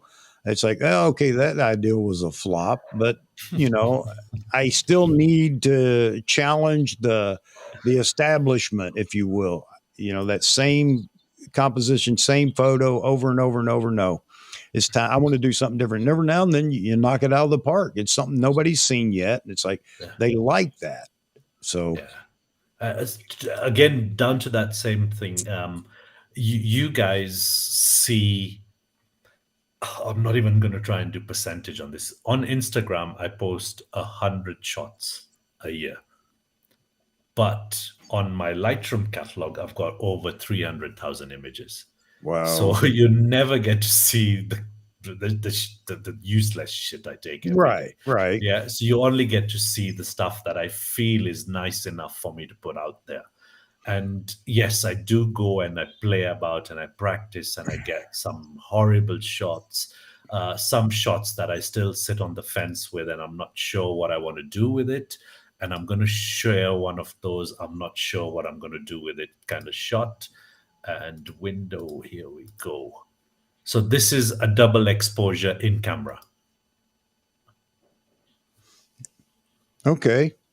Yeah, just one day saying, all right, I'm bored, what am I going to do? So Nikon's allow you to do the double exposure, Right. and it overlays it within camera. It's not overlaid out of camera, it's overlaid in camera. And I just thought, let me go out there and have some fun today. No, Yeah. no, you're right. I've done this before too. And out of say 10 or 15 attempts, I finally hit one that I really like. You can plan it only so much, and then it's kind of at the mercy of what the camera does with the double exposure. Not only that, I didn't realize you couldn't just take some shots and then go and double expose them or merge them later. It Ah, doesn't allow that. So you have to at least get one shot for file, and the second shot has to be taken there and then to get this done. So that makes it complicated as well. Yeah. yeah, absolutely. And I've seen some people do this very effectively too. Yeah. Trees that become ocean. I don't know how to explain it. They just they found a way to do it. But yeah, like I said, I've tried it before, and I had a couple of photos that I really liked. It worked out. I don't know. So I like the concept. It's still a lot of development to do, a lot of work to do. Until I don't hit the shot that I want to share, I won't. Yeah, it wouldn't hit my Insta until I'm totally happy that this is it. Mm-hmm. And I keep looking at it though. I don't know why. it's catchy. Yeah, it is catchy. Yeah, yeah, giraffe and wildebeest mix. Yeah, Yeah, yeah, yeah. Oh man. Well, that's the great thing about photography too, is there's so much to explore. We think that we've seen it all, and we haven't even come close. exactly. We've only seen what people consider good, and there's so much out there left that is good they don't even know is good. So Yeah. And again, that's where we have to be careful. We assume that this is not good. Throw it out there. It might be yeah. good. Well, I was going to ask that, and you basically just demonstrated. Are there ever photos that you look at, you've taken, and you look at it, and there's just something about it that you absolutely love? However, you know that it's not going to be received well, and you post it anyway. I don't know if I I've think said that's that right. that's the fight we always have as artists within ourselves, saying, "Did it work? Did it not work?" And then you have that one friend, as I said, the one who you'd want to be honest with you, and you share it with him, and he goes, "Oh my god." That's when you know you've nailed it. Yeah.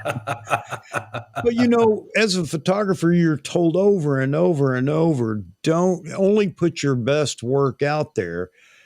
Well, that's great, but I have photos that I think is some of my best work that other people don't really care to see. So I you, don't you know. know, so what I've realized initially, or we as photographers, the journey for us to get the shot is much more different than the viewer to see the shot. So Mm-hmm. sometimes for us guys, it's like, oh my God, this thing I didn't think was going to happen. I spent weeks looking for it, and I finally nailed the shot. So for me and you, it's that, oh, this shot was such a special journey. So this shot has a special place in my heart. But for the viewer, they don't understand the journey, or they don't understand that special place. And they look at the shot and thinking, yeah, whatever. You know what I mean? Whereas Mm-hmm. here me and you are, because I did that. I would go up there and post a shot, and it was all about the journey. Oh my God, look at this lion sighting. And I was in the park today. I never thought I would see a lion, and I'd nearly given up hope. And at the end of the day, boom, I get a lion, and here's the shot. But for me and you, that's the journey. That shot has this special place, because when you look at it, it reminds you about that journey. But it Okay. doesn't remind the viewer of the journey, or it doesn't tell them a story. That shot doesn't really tell them a story. It's like, yeah, okay, fine, he got lucky today, he saw a lion. You know what I You're mean? right. Yeah, You're yeah, right. yeah. That's the old, you had to be there. to Yeah. appreciate it. Yeah. But you know, so I try to sort of say, okay, how do I make something appeal to the viewer? And the viewer will always be appealed with the composition, the story the shot tells, not the Yeah, journey that you took to tell the story, but the yeah. story the shot tells. And it has to be visual, it has to be there, rather than just a picture of a lion and this big fat story saying, oh my God, today I thought I wasn't going to see one and I finally saw one. Yeah. More wisdom from you, Gooch. It's yet another one of the quotes that I've got to capture. The white hair, it came. Yeah, that's how the white hair came. You've got a lot of it, so I'm waiting for Yeah, I yours, right? do. I do. Yeah. I've had gray hair, now silver or white, Yeah. for the longest time. But you know what? It served me well overseas in a lot of different places I've been, because for whatever reason they respect the wisdom and age, and it comes in the form of white hair. So it's helped me out a few times. Hey, mate, at least you got more hair than me, and that's why I keep this. You know what I Yeah. mean? Yeah. So yeah, okay. So the journey, that's all. That's a saying too. The journey's the best part of or the getting there's the best part of. But But that's mine and your journey as the yeah, photographer. As the photo, that's our journey. that's the wisdom I was talking about. The audience doesn't know that journey, and it's not conveyed in the photo. Like you said, they don't know that I waited all day long, or 14 hours in a blind to get this one shot of the whatever animal. And to me, that's special. And I want to tell the story, but the photo's not going to tell. This is great. This is great. It's now we're into the psychology of photography. Oops. But yeah, I hope that people that watch this later that weren't privy to it this morning or evening for you pick up on all those things. And I think I've seen some of the comments. I know you have too. It kind of makes us reflect a little bit and realize, you know what, I need to be, I need to quit being so critical or critical thinking and just go back to what I love, the passion of getting the photo that I want. That's it. That's it. And just a few hours earlier, I was speaking to a photographer from Switzerland, and the photographer saying that I don't have any content to post, and I was like, look. You need to, it doesn't have to be the best shot every single time. You need to post, just post something, because if you're not posting anything, your social media is dead. When you're posting Mm-hmm. something, at least there's some sort of movement coming on. If you're going to come 6 months later and drop a shot in, assuming it's the best shot in the world, yeah, it might be the best shot in the world, but no one's going to see it because no one's really following you anymore. Right. So you need to be constantly putting some sort of content out there. And please don't go out there putting whinge. And yeah, I mean, I totally understand that our planet is in pain. And I totally feel that. And I'm doing a lot of stuff myself to how I can help our planet and how I can support causes that use my images free of charge to raise funds and put those into places where we will be doing activities to save our planet. But imagine the mindset of everybody looking at your post, and you've got this beautiful shot of a lion, and the next thing you're posting is there's only a few hundred of them left, or there's only a few thousand of them. If we don't do anything, we're going to lose the planet, we're going to lose all our lions. And that mindset at the same time is hitting you. We're going into the psychology of photography. You're getting hit by your Mm-hmm. mindset. So suddenly you're not taking a shot for the factor of it's going to be art and beautiful. You're taking a shot for the factor that you're going to do some sort of spin on social media that's going to create this down and this pain to everybody, because you want to now get everybody to feel the pain so they do something positive about it. But I think it's a better way to do it: put up a beautiful photo and put up a nice composition, a nice caption to go with it, that somebody appreciates it, and somebody will now love a lion. And that person will love and research a lion. And when they research the lion, that information is going to now blare out into their eyes. But what's going to happen is, because they're working hard and now it's coming from their heart, they will do something about it, rather than saying, oh, this person just keeps whinging on social media, I'm going to unfollow them. So be careful with what you put out there. We Yeah. as photographers, we've always sat here and discussed with each other. I've done that discussion many times, saying, what should we as photographers put out there? Should we put out that today I read the newspaper and I hated the bad news? Or should we put out there saying, look at the sky today, it's so beautiful. Oh, damn, another storm's coming in. I'm the sort of guy saying, oh, look at that storm coming in. That sky is going to be gorgeous. And I'll take a shot and I'll say, wow, look at this storm rolling in. It's, whatever you do or whatever you install, sooner or later it's going to install and it becomes one with you. So Mhm. it's something about your frequency, what you're resonating at. And if you're resonating happiness within yourself, you'll find that your photos will also resonate that happiness. What's the word they say? The cup's half full, not half Mhm. empty. Yeah. Right.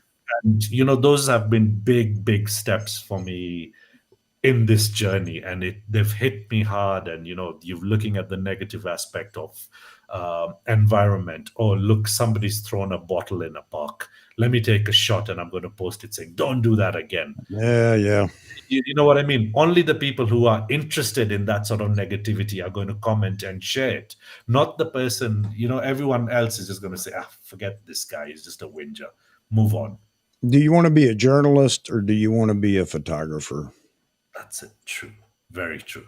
And there is space for all this stuff. There Yeah. is space for journalism. There is space to get this story out in the media so that people read it, see it, and think about it as well. But there's also space for your own mindset, and you Hmm. have to be the one who gets you into the positive factor. You have to be the one to do the hard work to get your shots great. I'm not going to come and hold your hand. I guarantee you, you can come to Kenya and we'll do a safari together. You might get some good shots, but I'll get some crazy shots. And then you'll sit back there and say, oh shit, look at his shots versus my shots. You know what I mean? It's Hmm. you who's going to have to see the situation. You're going to understand the situation to get those shots. So come on, guys, go out there, look at look at photos that inspire you. Even if you initially copy those photos to try and get the science, or should I say the craft behind understanding the camera or Lightroom, do that. And once Yep. you feel you're comfortable, go out there and give your take on that. No, I agree 100%. I agree.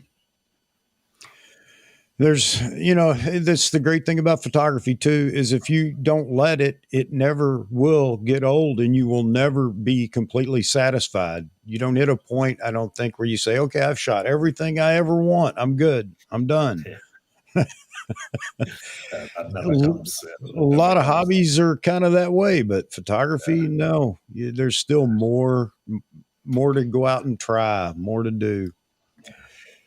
Hmm. I'm going to have to get off. I'm going to have to. Yeah, we're going to have to go. Sorry, Yeah. I have an appointment. Actually, my wife just made sure I knew that. I love her dearly.